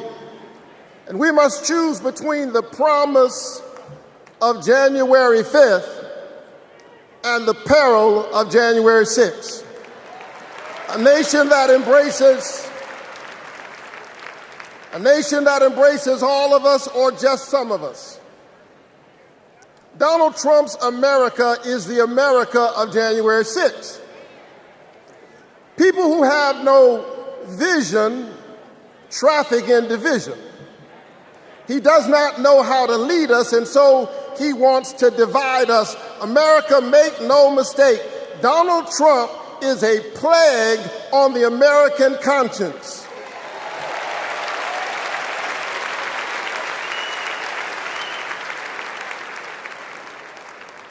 He is a clear and present threat to the precious covenant we share with one another. And yes, I saw him holding the Bible and endorsing a Bible as if it needed his endorsement. He should try reading it.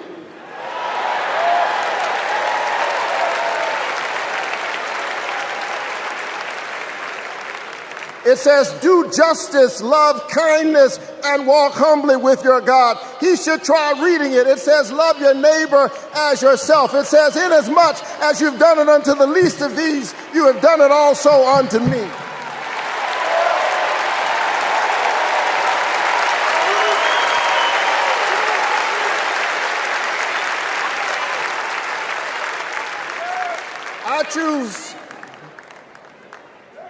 American covenant.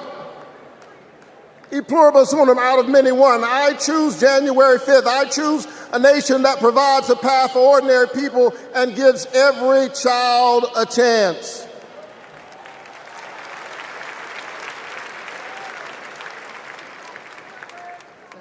And that's Joe Biden's America. And he's been fighting for it for more than a half century. President Biden, America is so much better because of you, a true patriot who has always put the people first. Thank you, Joe.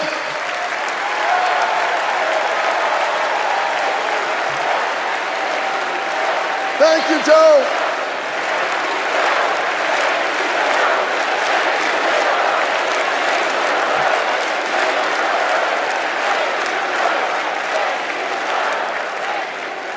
But I'll tell you something else. Not only is that Joe Biden's America, that's Kamala Harris's America.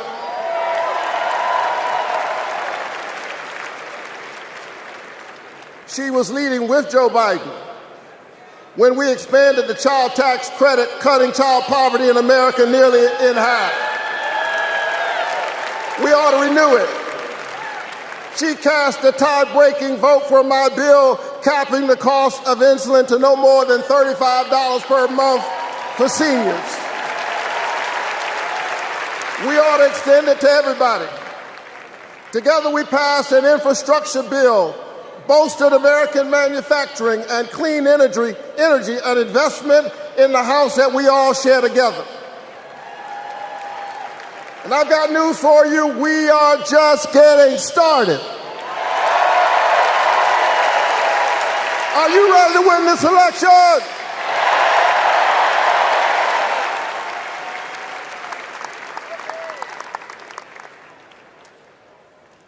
Kamala Harris and Tim Walz represent the new way forward. We're not going back. We're not going back because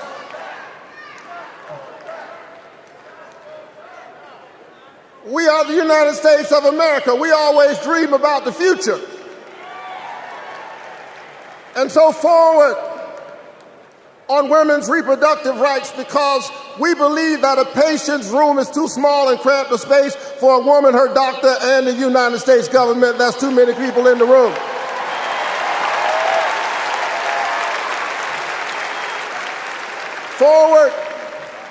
Forward on worker rights, because most people do not mind working. They just want to share in the prosperity that they are creating for others. Forward on voting rights, forward on affordable housing and access to health care. We are moving forward.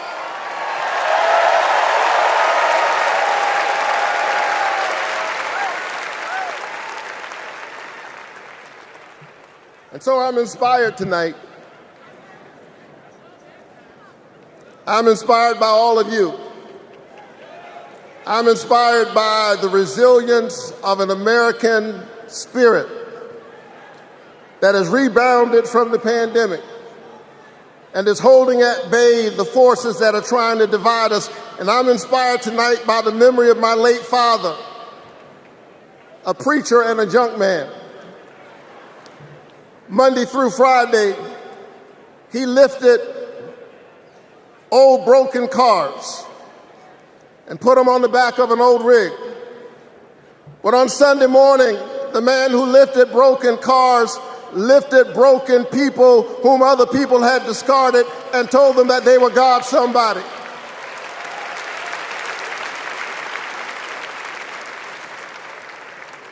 My dad discovered strength in the broken places, a power made perfect in weakness. And so I'm convinced tonight that we can lift the broken even as we climb. I'm convinced tonight that we can heal sick bodies. We can heal the wounds that divide us. We can heal a planet in peril. We can heal the land.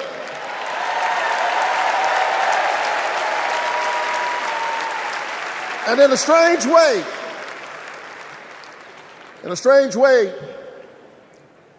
the pandemic taught us how. A contagious airborne disease means that I have a personal stake in the health of my neighbor. If she's sick, I may get sick also. Her health care is good for my health. I'm just trying to tell you that we are as close in our humanity as a cough. I need my neighbor's children to be okay so that my children will be okay. I need all of my neighbor's children to be okay. Poor inner city children in Atlanta and poor children of Appalachia. I need the poor children of Israel and the poor children of Gaza. I need Israelis and Palestinians. I need those in the Congo, those in Haiti, those in Ukraine. I need American children on both sides of the track to be okay. Because we are all God's children. And so let's stand together. Let's work together. Let's organize together. Let's pray together. Let's stand together. Let's heal the land. God bless you. Keep the faith. And keep looking up.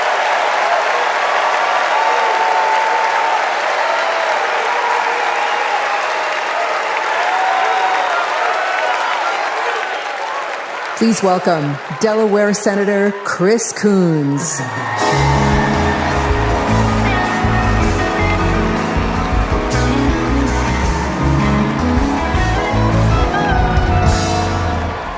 Good evening, folks.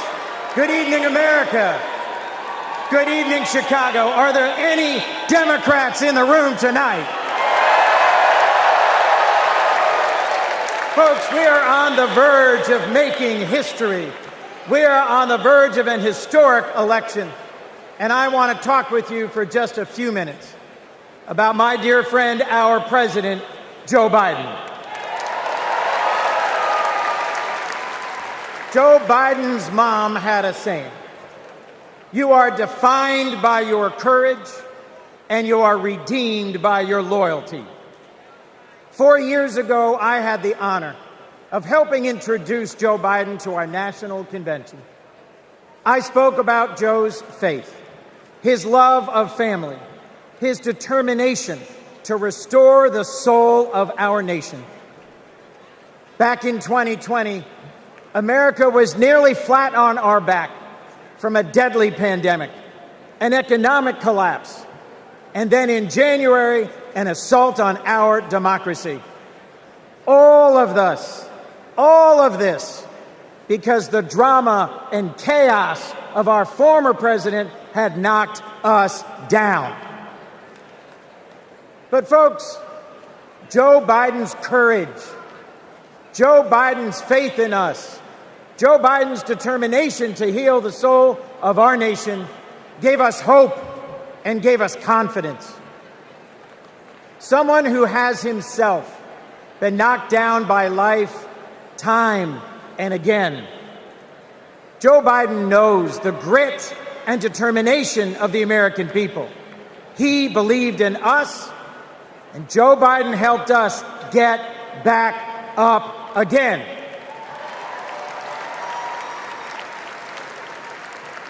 Using the incredible skills he developed in many years in the U.S. Senate, Joe got passed and signed into law the most consequential legislation of any president in 60 years, helping our veterans, advancing gun safety, cutting prescription drug prices, fighting climate change, rebuilding bridges and broadband, bringing manufacturing back to America. Together, Joe and Kamala helped rebuild our economy from the middle up, from the bottom up, and the middle out, not from the top down. And they made our families safer and our country stronger at home and abroad. Today, we are so much better off because they believed in us in our democracy. And our incredible First Lady, Jill Biden, our incredible First Lady, Jill Biden, our incredible First Lady, Jill Biden, was at Joe's side every step of the way, fighting for education, advancing the cancer moonshot, determined to improve women's health care, honoring military families. Joe and Jill, together, you have done so much for us, and there's so much more you will do and we can do together. Mr. President, thank you. Thank you for elevating a great leader in Kamala Harris.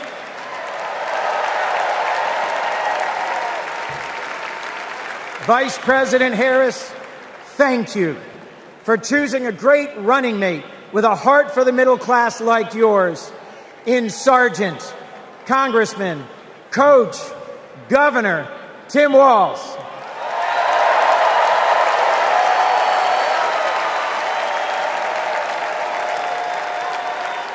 I have hope. Do you? I have hope. Do you? I have hope. Do you? And it is in no small part because of Joe Biden. I have never known a more compassionate man than Joe Biden. I have never known a man who has taken from his own loss and his own faith and delivered so much for the future of so many others. Mr. President, you were my senator as a Delawarean. You are my president as an American, and you will always be my friend. On behalf of our nation, Joe, for your courage in fighting for our democracy, we thank you.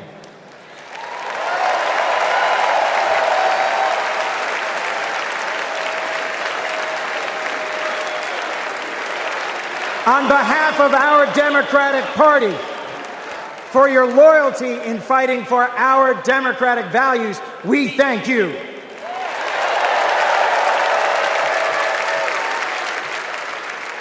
And on behalf of Delaware, thank you, Joe, and God bless you.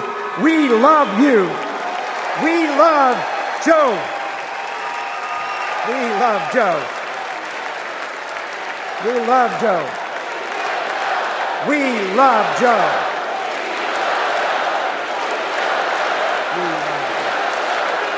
Thank you all. We love Joe. God bless you, and thank you very much.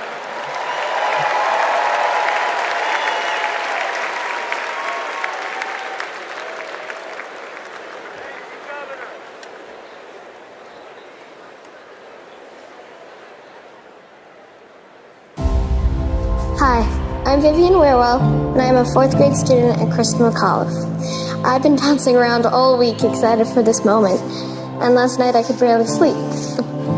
I remember the day that we heard that President Biden had won, and the whole neighborhood started celebrating.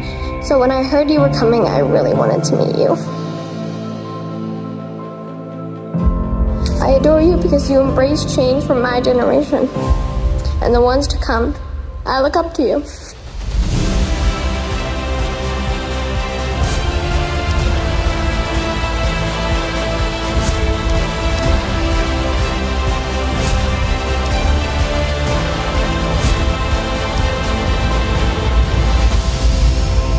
Now it is my honor to introduce our First Lady, Dr. Jill Biden.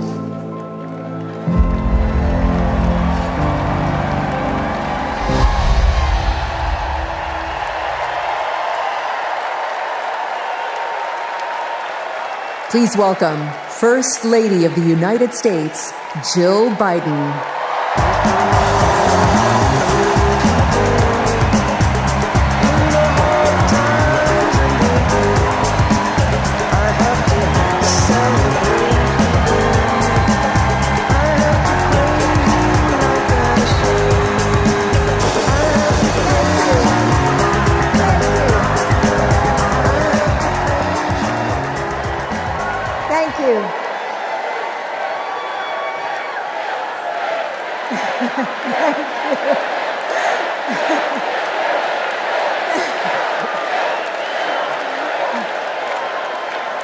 Thank you. Thank you so much. Love you too. Joe and I have been together for almost 50 years. And still, there are moments when I fall in love with him all over again. Like when I handed him our baby Ashley for the first time and saw the smile that lit up his face. Or on nights after an exhausting day working in the Senate, when he would read one more bedtime story just because the kids asked. When he stops on a rope line because he sees someone grieving who needs to know that everything is going to be all right one day. Or to encourage that child with a stutter to find the confidence she needs. Those moments when I'm reminded of all he's accomplished in the name of something bigger than himself. Receiving the Medal of Freedom with humility.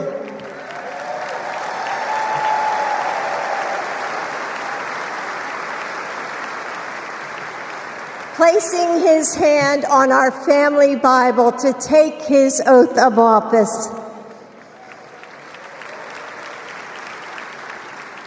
And weeks ago, when I saw him dig deep into his soul and decide to no longer seek re-election and endorse Kamala Harris.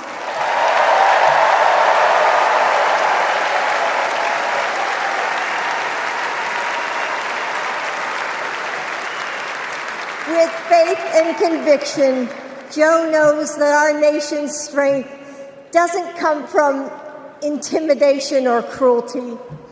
It comes from the small acts of kindness that heal deep wounds, from service to the communities that make us who we are, from love of a country that shines with promise and renewal.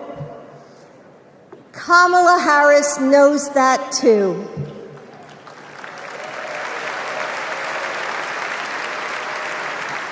Our son, Beau, first worked with Kamala when he was Attorney General of Delaware. He told me at the dinner table one night, "Mom, she's special. Someone to keep your eye on." And he was right. Joe and I know Kamala. We have seen her courage, her determination, and her leadership up close.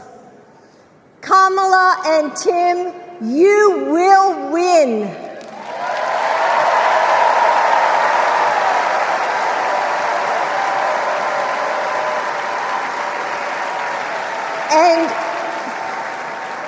And you are inspiring a new generation. We are all a part of something bigger than ourselves, and we are stronger than we know. The future of our country is in the hands of those in this room and all of you watching at home. It's going to take all of us, and we can't afford to lose. With faith in each other, hope for a brighter future, and love for our country, we will fight and we will win together. Thank you. Thank you.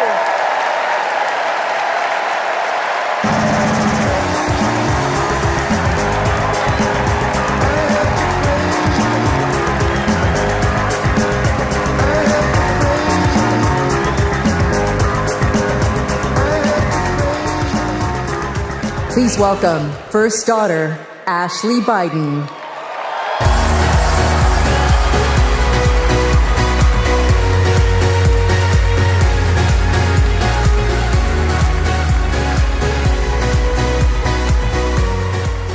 Good evening. I have this memory. It's the eve of my 8th birthday. Dad is still in D.C., tending to urgent matters in the Senate. That night, as a surprise, Mom told me, Bo, and Hunter to get in the car. I remember pulling up to the Wilmington Amtrak station, riding up the escalator to the platform. The train stops, doors open, and Dad steps out. As soon as I saw him, I run down that platform and jump into his arms. Like magic, Mom brought out a cake, they sang happy birthday, and I blew out the candles. Dad hugged me, and he said that he had to get back to work. He crossed to the southbound train, and off he went to D.C. That was a snapshot of one moment, of one day, on this extraordinary journey of being Joe Biden's daughter.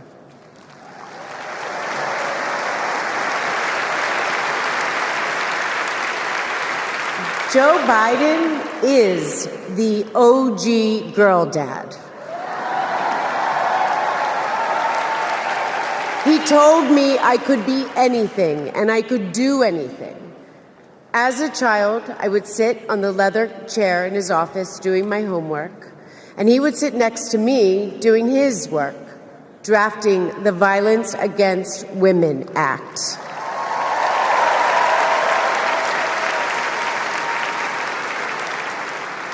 And he wasn't just a girl dad. And he wasn't just a girl dad. I could see that he valued and trusted women. How he listened to his mother, how he believed in his sister, and most of all, how he respected my mother's career. Dad was always there, doing everything he could to be a true partner to her.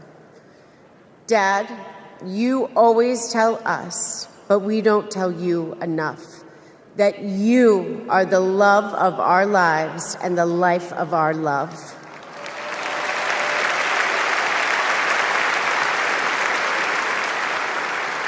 I had my wedding reception in my parents' backyard. At the time, my dad was vice president. But he was also that dad who literally set up the entire reception.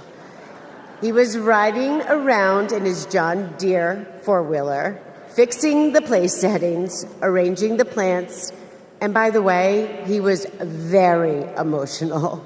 I thought that I would be a mess, but he was the one crying, and I was the one who had to comfort him. Before he walked me down the aisle, he turned to me and said that he would always be my best friend. All these years later, Dad, you are still my best friend. His example in service inspired my career. I'm a social worker in Philadelphia.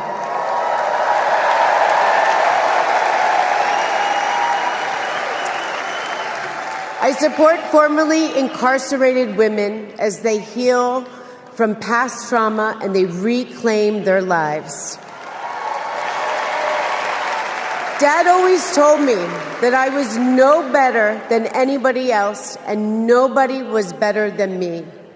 He taught me that everyone deserves a fair shot and that we shouldn't leave anyone behind. That's what you learn from a fighter who has been underestimated his entire life. When I look at Dad, I see grace, strength, and humility. I see one of the most consequential leaders ever in history.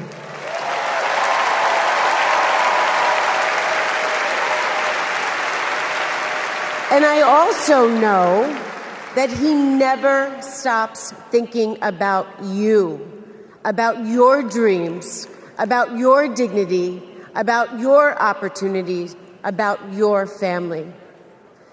Dad knows that family is everything. When Hunter and I lost our brother Bo to cancer in 2015, the grief and the pain felt like it might never end. Dad had the capacity to step out of his own pain and absorb ours. And I know that Beau is here with us tonight, as he is always with us.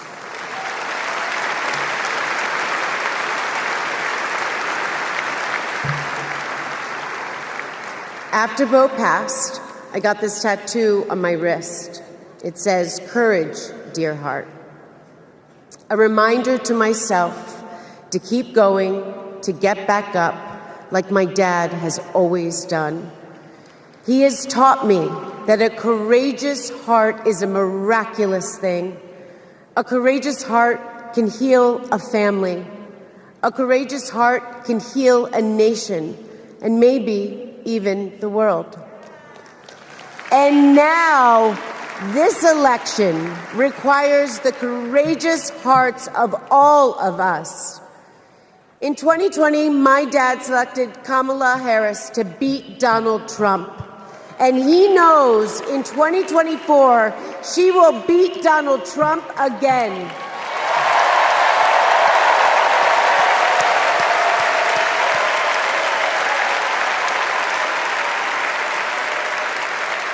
So tonight, I am asking you, if you stood with us in 2020, call upon your courageous heart. Stand with us today. Work harder than you have ever worked before in your life. This is the fight of our lifetime.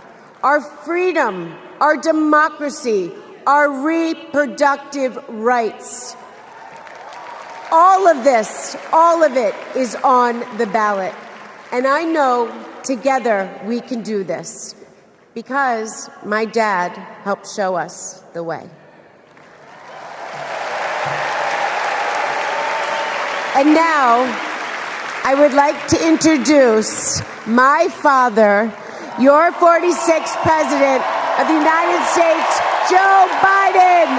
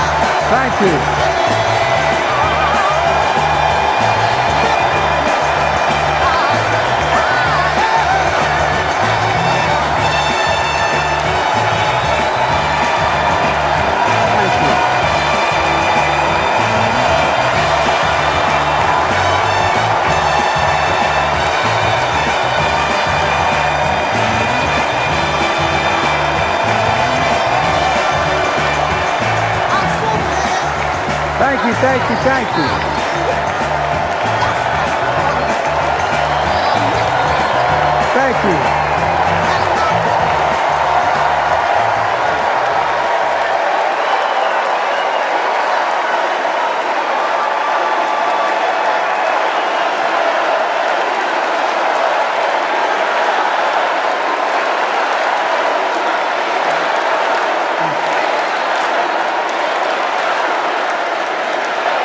Thank you. Thank you.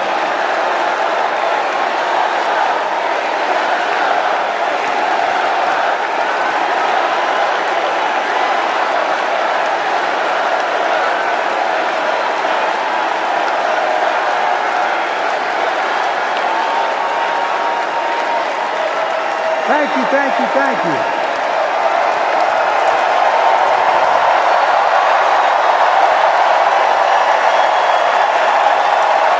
Thank you.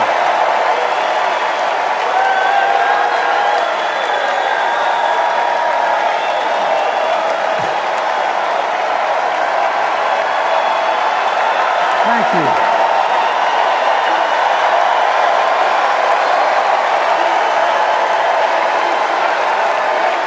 Thank you.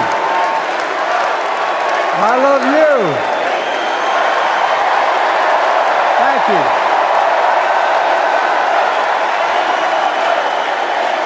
Thank you, thank you, thank you.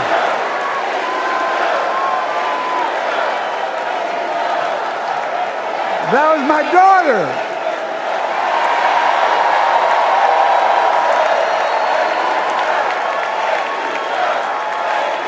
Thank you.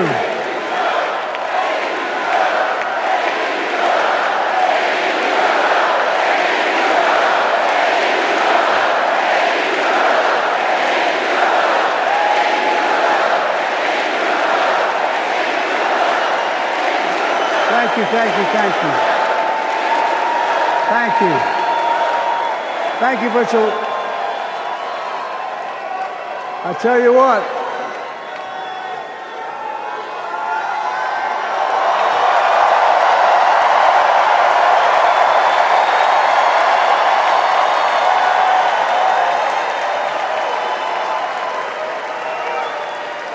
To my dearest daughter, Ashley, God love you, you're incredible. Thank you for the introduction and for being my courageous heart, along with Hunter and our entire family, and especially our rock, Jill.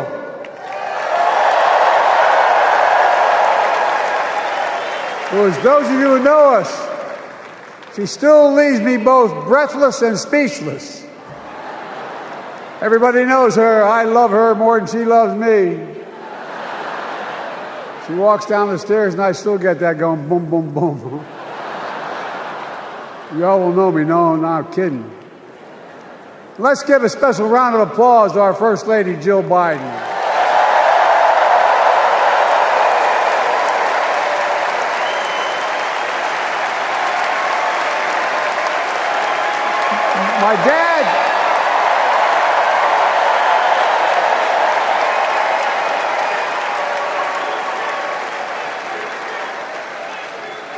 My dad used to have an expression, for real. He'd say, Joey, family is the beginning, the middle, and the end. And I love you all. Folks. And America, I love you.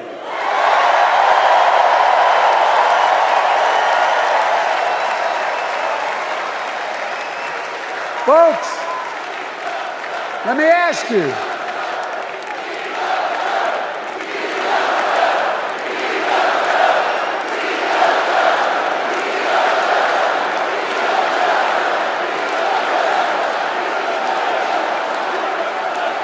Let me ask you. Are you ready to vote for freedom?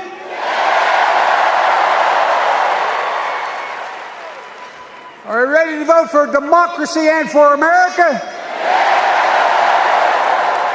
Let me ask you, are you ready to elect Kamala Harris and Tim Walz, President and Vice President of the United States?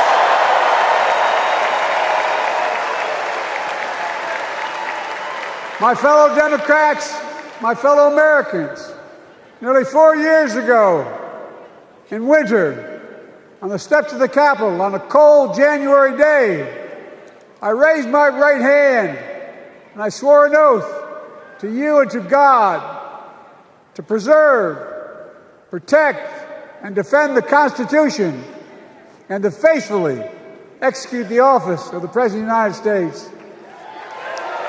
In front of me was the city surrounded by the National Guard.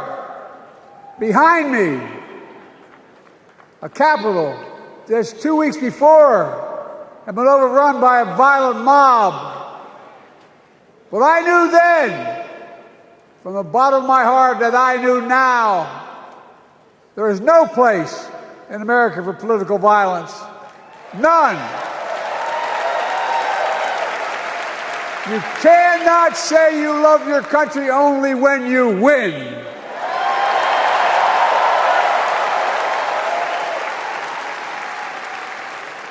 In that moment, I wasn't looking to the past. I was looking to the future. I spoke of the work at hand, the moment we had to meet. It was, as I told you then, a winter of peril and possibility. Of peril and possibility. We're in the grip of a once-in-a-century pandemic, historic joblessness, a call for racial justice long overdue, clear and present threats to our very democracy. Thank you.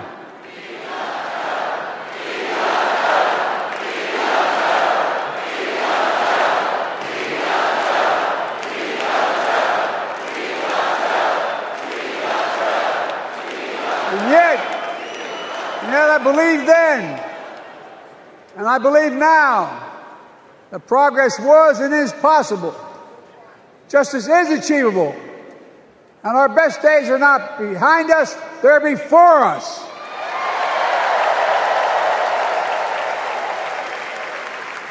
Now it's summer. The winter has passed. And with a grateful heart, I stand before you now on this August night to report that democracy has prevailed.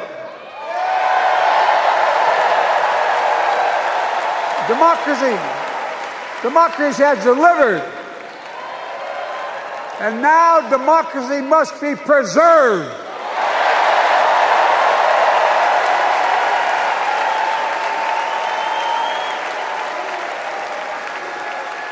You've heard me say it before.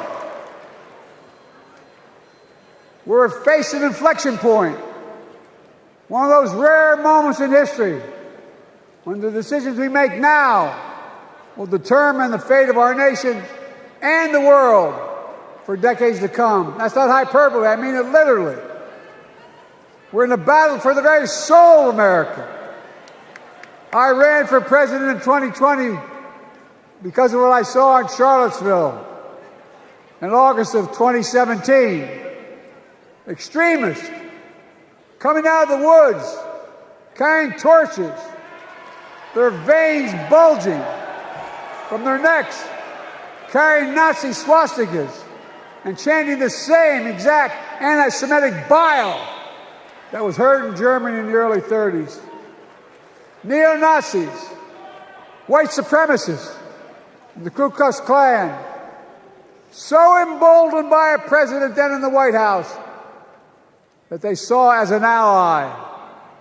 They didn't even bother to wear their hoods. Hate was on the march in America. Old ghosts and new garments, stirring up the oldest divisions, stoking the oldest fears, giving oxygen to the oldest forces that they long sought to tear apart America. In the process, a young woman was killed. When I contacted her mother, I asked about what happened. She told me. When the president was asked what he thought had happened, Donald Trump said, and I quote, "There are very fine people on both sides. My God." That's what he said. That is what he said and what he meant. That's when I realized, had listened to the admonition of my dead son, I could not stay in the sidelines. So I ran.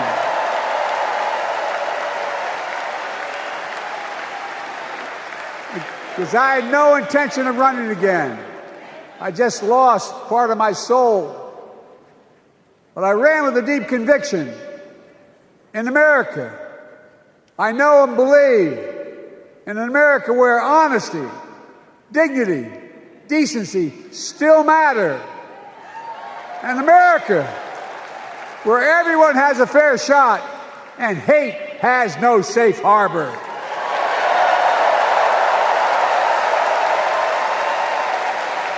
An America where the fundamental creed of this nation, that all of us are created equal, is still very much alive.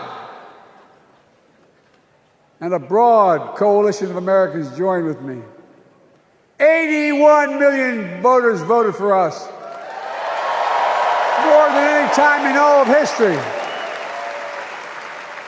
Because of all of you in this room and others, we came together in 2020 to save democracy.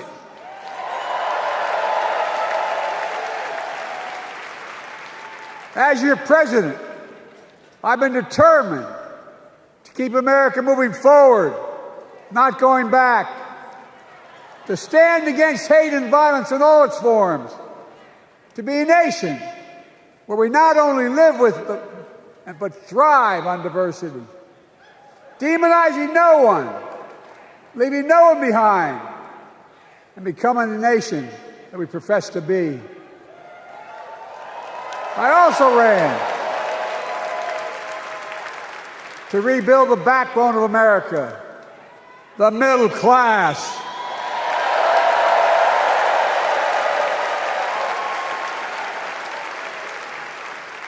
I made a commitment to you that I'd be a president for all Americans, whether you voted for me or not. We have done that. Studies show the major bills we have passed actually delivered more to red states than blue, because the job of the president is to deliver to all of America.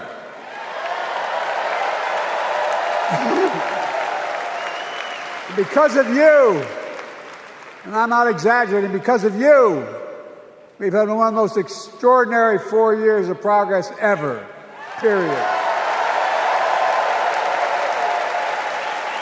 When I say we, I mean Kamala and me.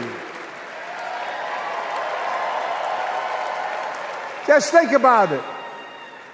COVID no longer controls our lives. We've gone from economic crisis to the strongest economy in the entire world. Record 16 million new jobs. Record small business growth. Record high stock market. Record high 401ks. Wages up and inflation down, way down, and continuing to go down.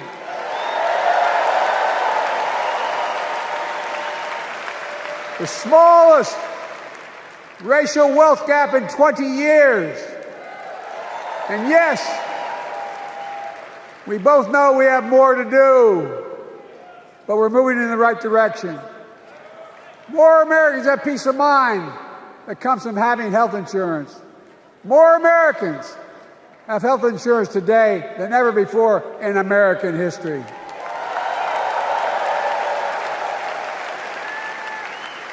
And after, as a young senator beginning to fight for 50 years to give Medicare the power to negotiate lower prescription drug prices, we finally beat Big Pharma.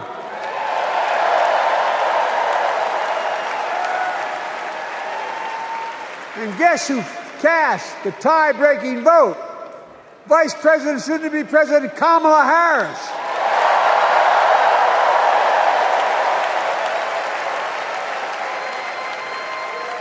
And now it's the law of the land. Instead of paying $400 a month for insulin, seniors with diabetes will pay $35 a month. The law we passed already includes, starting in January, every senior's total prescription cost can be capped at $2,000 no matter how expensive the drugs they have. And what we don't focus on, and our Republican friends don't seem to understand, our reforms don't just save seniors money, they save the American taxpayers money. You know what we just passed saved? It saved $160 billion over the next decade. That's not hyperbole. It's because Medicare no longer has to pay those exorbitant prices to the Big Pharma. But look, thank you, Kamala, too. Look, folks, how can we have the strongest economy in the world without the best infrastructure in the world? Donald Trump promised Infrastructure Week every week for 4 years, and he never built a damn thing.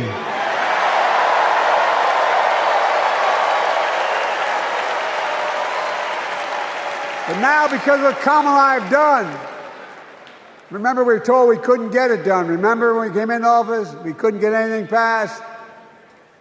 But right now, we're giving America an infrastructure decade, not week. We're modernizing our roads, our bridges, our ports, our airports, our trains, our buses. We're removing every lead pipe from schools and homes so every child can drink clean water.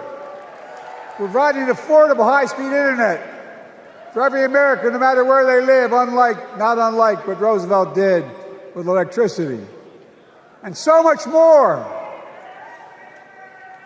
We are uniting the country. We're growing our economy.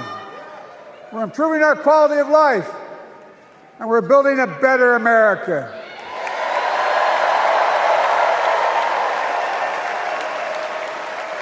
Because that's who we are. How can we be the strongest nation in the world without leading the world in science and technology?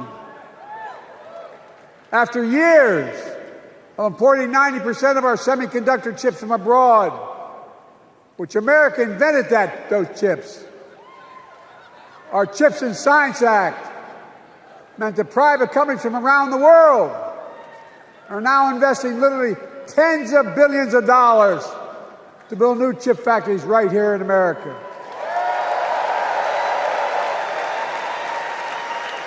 And over that period, they'll create tens of thousands of jobs.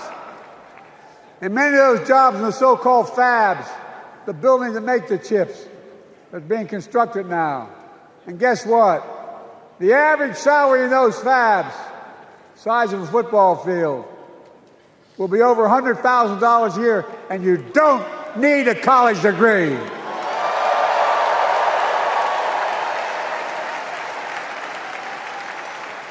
Because of you and so many electeds out there, American manufacturing is back. Where the hell does it say we wouldn't lead the world in manufacturing? 800,000 new manufacturing jobs.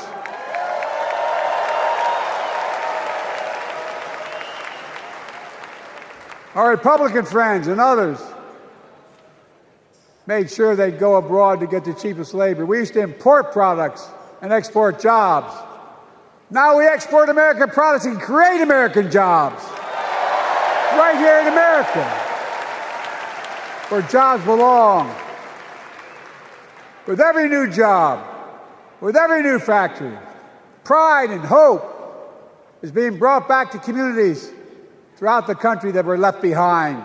You know you're from them, many of you. You know what it's like when that factory closed, where your mother, your father, your grandmother, or grandfather worked. And now you're back, providing once again, proving that Wall Street didn't build America, the middle class built America, and unions built the middle class.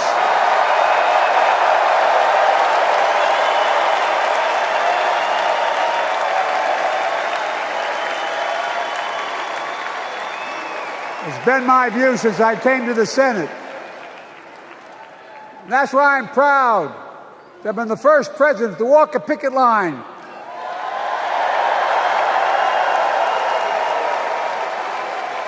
and be labeled the most pro-union president in history, and I accept it. It's a fact.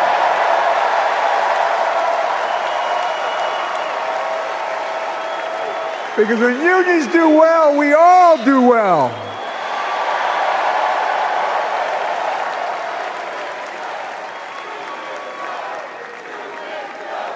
You got it, man. You got it.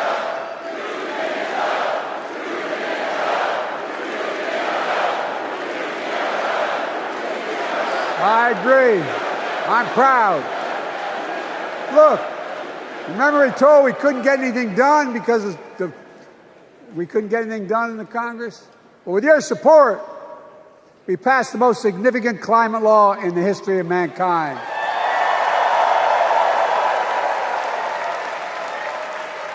Over $370 billion. Cutting carbon emissions in half by 2030. Launching a climate corps, similar to AmeriCorps and Peace Corps, creating tens of thousands of jobs for young people of the future who are going to make sure this continues. Creating hundreds of thousands of jobs in clean energy for American workers, including the IBEW installing 500,000 charging stations all across America. And in the process, reducing carbon emissions. And we're seeing it. We're seeing to it that the first beneficiaries of environmental initiatives are those fence-lined communities that have been smothered by the legacy of pollution.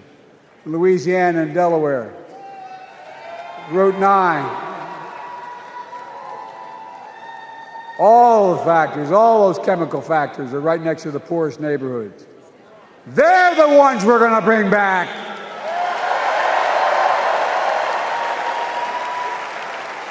And how? How can we be the greatest nation in the world without the best education system in the world? Donald Trump and the Republican friends, they not only can't think, they can't read very well. Seriously, think about it. Look at their Project 2025. They want to do away with the Department of Education. Well, during the pandemic, Kamala and I helped states and cities get back their schools back open.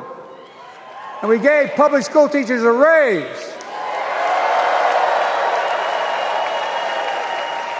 We created apprenticeships with businesses and communities, putting students on a path to a good paying job, whether or not they go to college.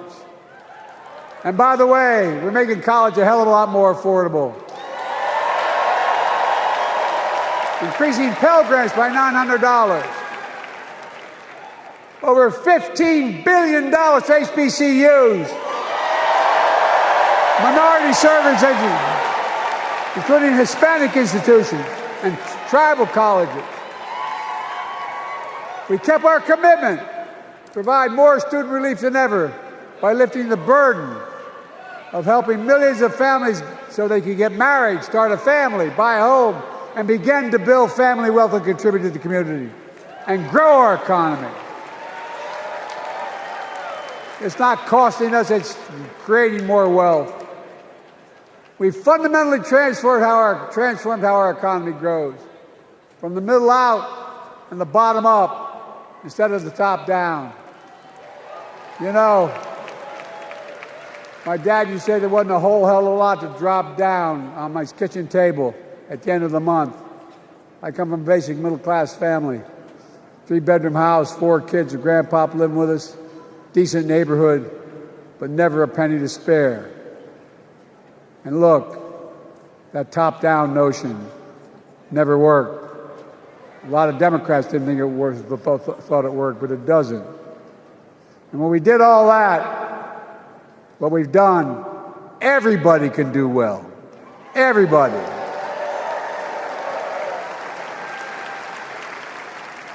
Donald Trump calls America a failing nation. No, I'm serious. But think about this. Think about this. He publicly says to the whole world, I'm going to say something outrageous. I know more foreign leaders by their first names and know them well than anybody alive. Just because I'm so damn old. But I'm not joking. Think of the message he sends around the world when he talks about America being a failing nation. He says we're losing. He's the loser. He's dead wrong.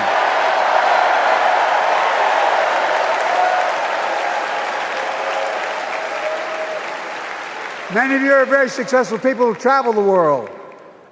Name me a country in the world that doesn't think we're the leading nation in the world. Without America, not a joke, think about it. I'm being literal. Who could lead the world other than the United States of America? Well, guess what? America's winning, and the world's better off for it. America's more prosperous, and Americans are safer today than under Donald Trump. Trump continues to lie about crime in America, like everything else. Guess what? On his watch, the murder rate went up 30%, the biggest increase in history. Meanwhile, we made the largest investment, Kamala and I, in public safety ever. Now, the murder rate is falling faster than any time in history. Violent crime has dropped to the lowest level in more than 50 years. And crime will keep coming down when we put a prosecutor in the Oval Office instead of a convicted felon.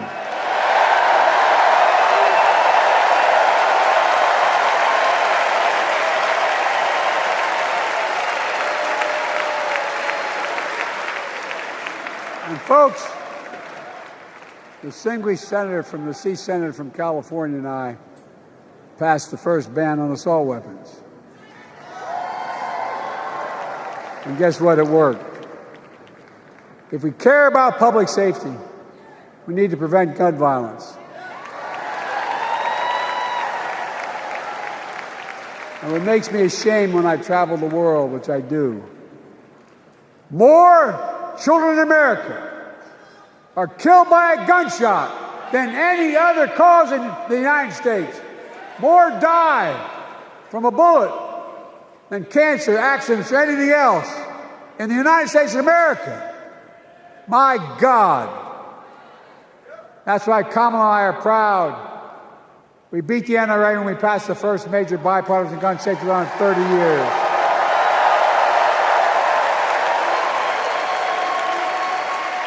I'm serious.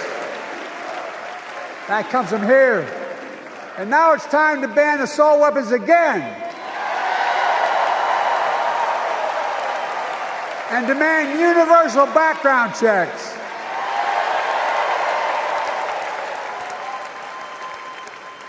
It's hard. I never thought I'd stand before a crowd of Democrats and refer to a president as a liar so many times. No, I'm not trying to be funny. It's sad. Trump continues to lie about the border. Here's what he won't tell you. Trump killed the strongest bipartisan border deal in the history of the United States that we negotiated with the Senate Republicans. It took 4 weeks. Once it passed, and they acknowledged the most expansive border change in American history, he called senators to say, don't support the bipartisan bill, because he said it would help me politically and hurt him politically. My God. No, I'm serious. Think about it. Not a joke. Ask even the press who doesn't like me. They'll tell you that's true. Typically, Trump, once again, putting himself first and America last. Then I had to take executive action. The result of the executive action I took, border encounters have dropped over 50%. In fact, there are fewer border crossings today than when Donald Trump left office. And unlike Trump, we will not demonize immigrants, saying they're the poison of blood of America, poison the blood of our country. Kamala and I are committed to strengthening legal immigration, including protecting dreamers and more.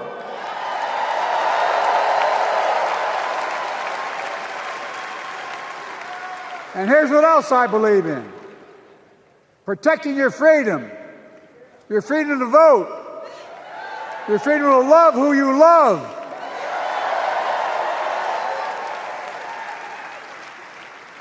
and your freedom to choose.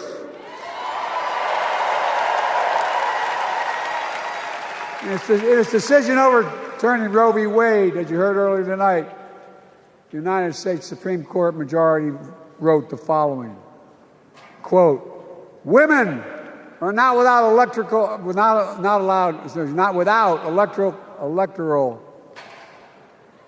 or political power. No kidding. MAGA Republicans found out the power of women in 2022.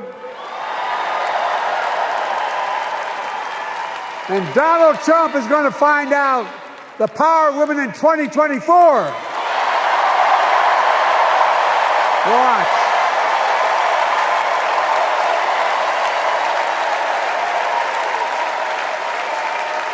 And where Trump and his mega Republican right-wingers seek to erase history, we Democrats continue to write history and make more history. I'm proud to have kept my commitment to appoint the first black woman in the United States Supreme Court.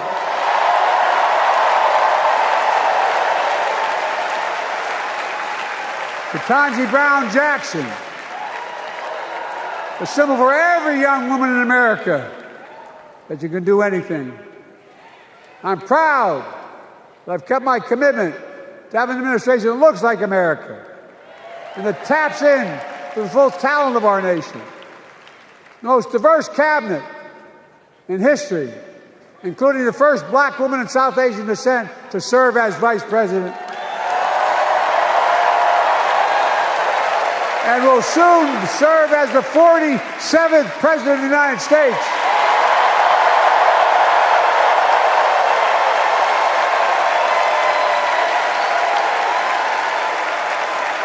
She is good. Look.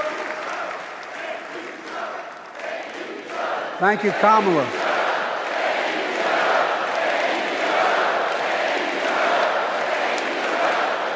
Folks, I've long said we have many obligations as a nation, but I got in trouble years ago for saying I'd make no apologies. We have only one truly sacred obligation: to prepare and equip those we send to war and care for them and their families when they come home and when they don't. That's why I'm so proud to have written and signed the PACT Act, one of the most significant laws ever, helping veterans and their families exposed to toxic materials like burn pits and Agent Orange. I was around during the Vietnam War. It's hard. Nobody was able to prove that their illness was a consequence of Agent Orange. And no one was able to prove initially that because they lived in burn pits like my son lived next to in Iraq for a year, that is the cause of their illness. But because of the PACT Act, a surviving spouse with 2 children is now eligible for a stipend of about $3,000 a month. And those children who lost a parent are eligible for tuition benefits to go to college and to get job training. It's already helping over 1 million veterans and their families just so far. Well, I love them, and I'm so proud of my son's service. We get it. But guess who doesn't get it and doesn't respect our veterans? We know from his own chief of staff, the 4-star General John Kelly, that Trump, when in Europe, would not go to the grave sites in France. The brave service members who gave their lives to this country. He called them suckers and losers. Who in the hell does he think he is? Who does he think he is? There's no words for a person. They are not the words of a person not worthy of being commander-in-chief. Period. Not then, not now, and not ever. I mean that. I mean that from the bottom of my heart.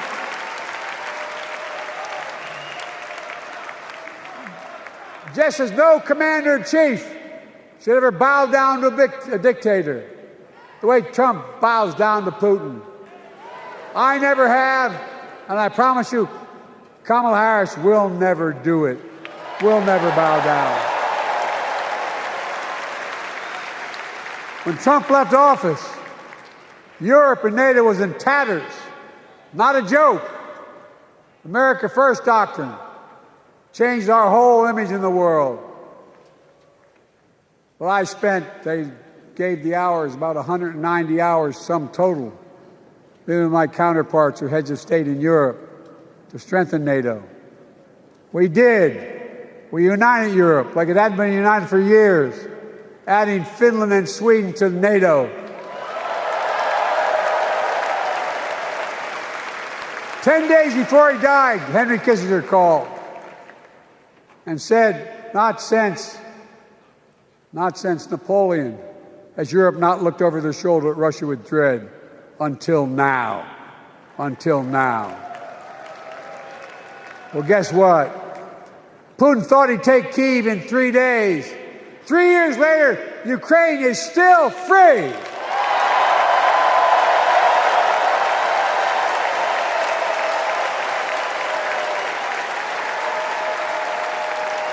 When I came to office, the conventional wisdom was that China would inevitably surpass the United States. They haven't noticed. No one's saying that now.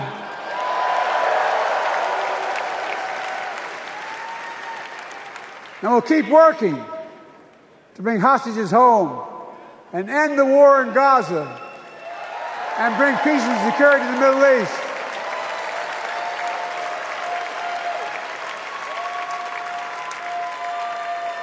As you know, I wrote a peace treaty for Gaza. A few days ago, I put forward a proposal that brought us closer to doing that than we've done since October 7th. We're working around the clock, my Secretary of State, to prevent a wider war and reunite hostages with their families and surge humanitarian health and food assistance into Gaza now. To end the civilian suffering of the Palestinian people and finally deliver a ceasefire and end this war.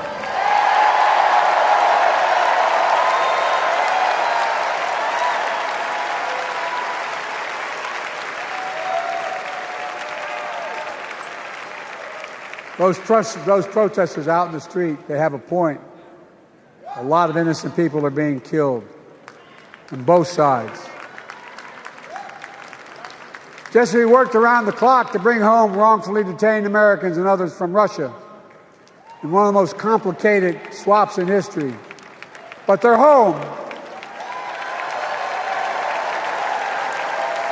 Kamala and I are going to keep working to bring all Americans wrongfully detained around the world home. I mean it. Folks, I've got 5 months left in my presidency. I've got a lot to do. I intend to get it done.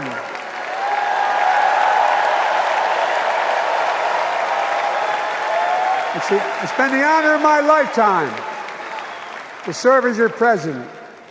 I love the job, but I love my country more. I love my country more. And all this talk about how I'm angry at all those people who said I should step down, that's not true.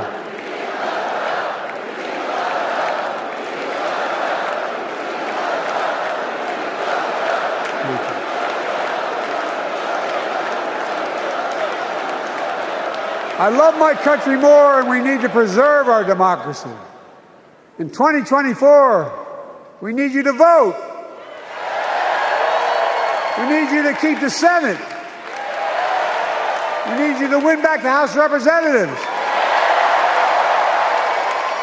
And above all, we need you to beat Donald Trump.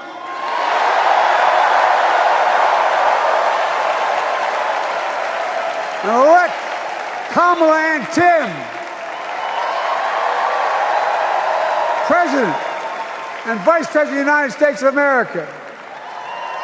Look, they'll continue to lead America forward, creating more jobs, standing up for workers, growing the economy, lower the cost to American families so they just have a little more breathing room. We've made incredible progress, but we have more work to do. And Kamala and Tim will continue to take on corporate greed and bring down cost of food. They'll keep taking on Big Pharma, making insulin $35 a month, not just for seniors, but for everyone in America. And capping prescription drug costs at a total of $2,000, not just for seniors, but for everyone.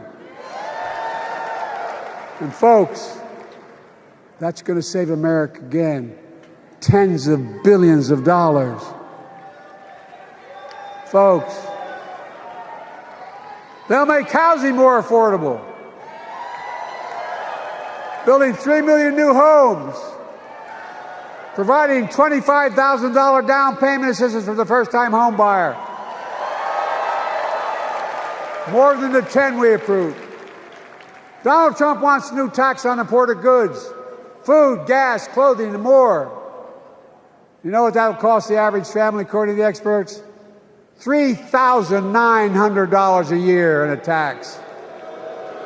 No, it's a fact. Kamala and Tim will make the child care tax credit permanent.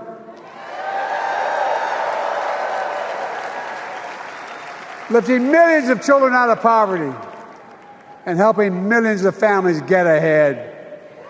But you know what Trump has? He created the largest debt any president had in 4 years with his $2 trillion tax cut for the wealthy. Well, Trump has a new plan. He wants to provide a $5 billion tax cut for corporations and the very wealthy. Read it. Put us further in debt. And folks, you know we have 1,000 billionaires in America. You know what their average tax rate they pay? 8.2%. If we just increased our taxes we proposed to 25%, which isn't the highest tax rate even, it would raise $500 billion new dollars over 10 years. They'd still be very wealthy. Look, Kamala and Tim are going to make them pay their fair share. They'll protect Social Security and Medicare. Trump wants to cut Social Security and Medicare. Kamala and Tim will protect your freedom. They'll protect your your right to vote. They'll protect your civil rights. And you know Trump will do everything to ban abortion nationwide. Oh, he will. You know, Kamala and Tim will do everything they possibly can. That's why you have to elect the Senate and the House to restore Roe v. Wade.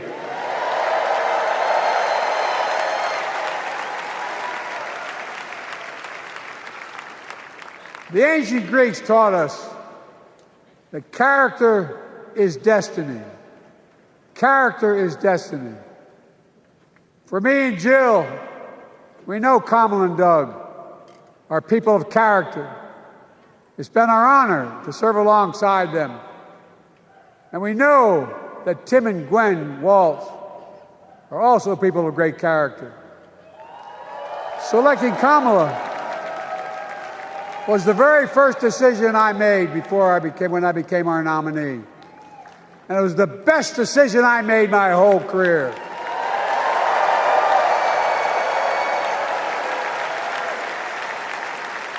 We've not only gotten to know each other, we've become close friends. She's tough, she's experienced, and she has enormous integrity. Enormous integrity. Her story represents the best American story. And like many of our best presidents, she was also vice president. That's a joke.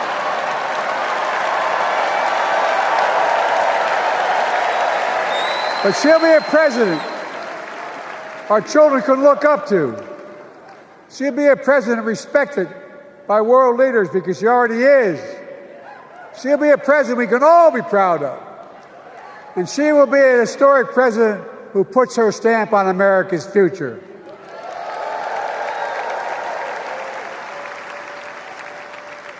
This will be the first presidential election since January 6th. On that day, we almost lost everything about who we are as a country. And that threat, this is not hyperbole, that threat is still very much alive. Donald Trump says he will refuse to accept the election result if he loses again. Think about that. He means it. Think about that. He's promising a bloodbath if he loses, in his words. And that he'll be a dictator on day one, in his own words. By the way, this sucker means it. No, I'm not joking. Think about it. Anybody else said that in the past, you'd think he was crazy. He is crazy, but you'd think it was an exaggeration, but he means it. We can't let that happen. Folks, all of us carry a special obligation. Independents, Republicans, Democrats. We saved democracy in 2020, and now we must save it again in 2024.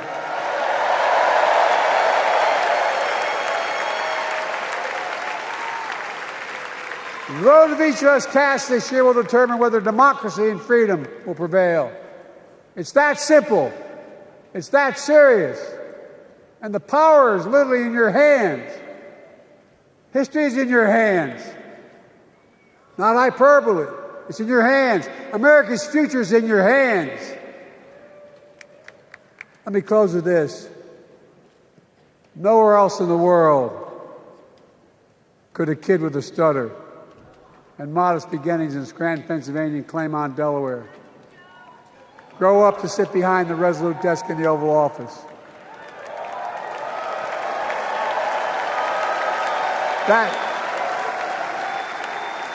That's because America is and always has been a nation of possibilities. Possibilities. We must never lose that.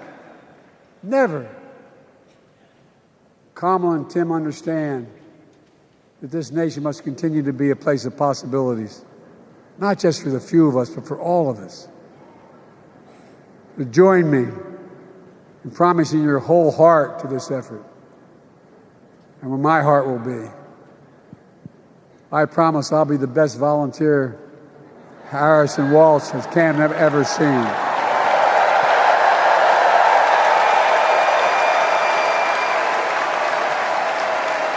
Each of us has a part in the American story. For me and my family, there's a song that means a lot to us. It captures the best of who we are as a nation. The song is called American Anthem. There's one verse that stands out, and I can't sing worth a damn, so I'm not going to try. I'll just quote it. The work and prayers of centuries have brought us to this day. What shall our legacy be? What will our children say? Let me know in my heart when my days are through. America, America, I gave my best to you.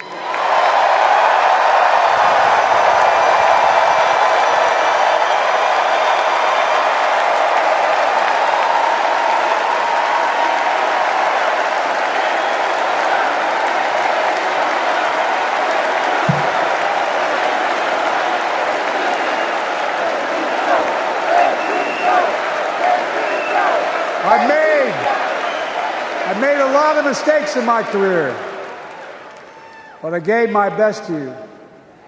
For 50 years, like many of you, I've given my heart and soul to our nation. And I've been blessed a million times in return with the support of the American people.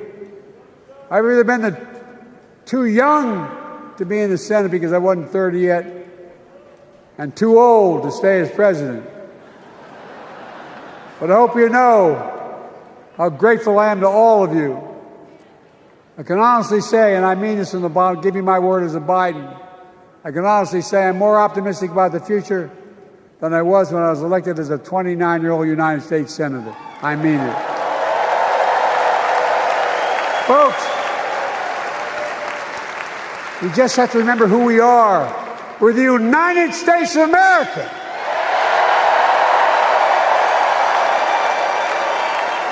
And there's nothing we cannot do when we do it together. God bless you all, and may God protect our troops.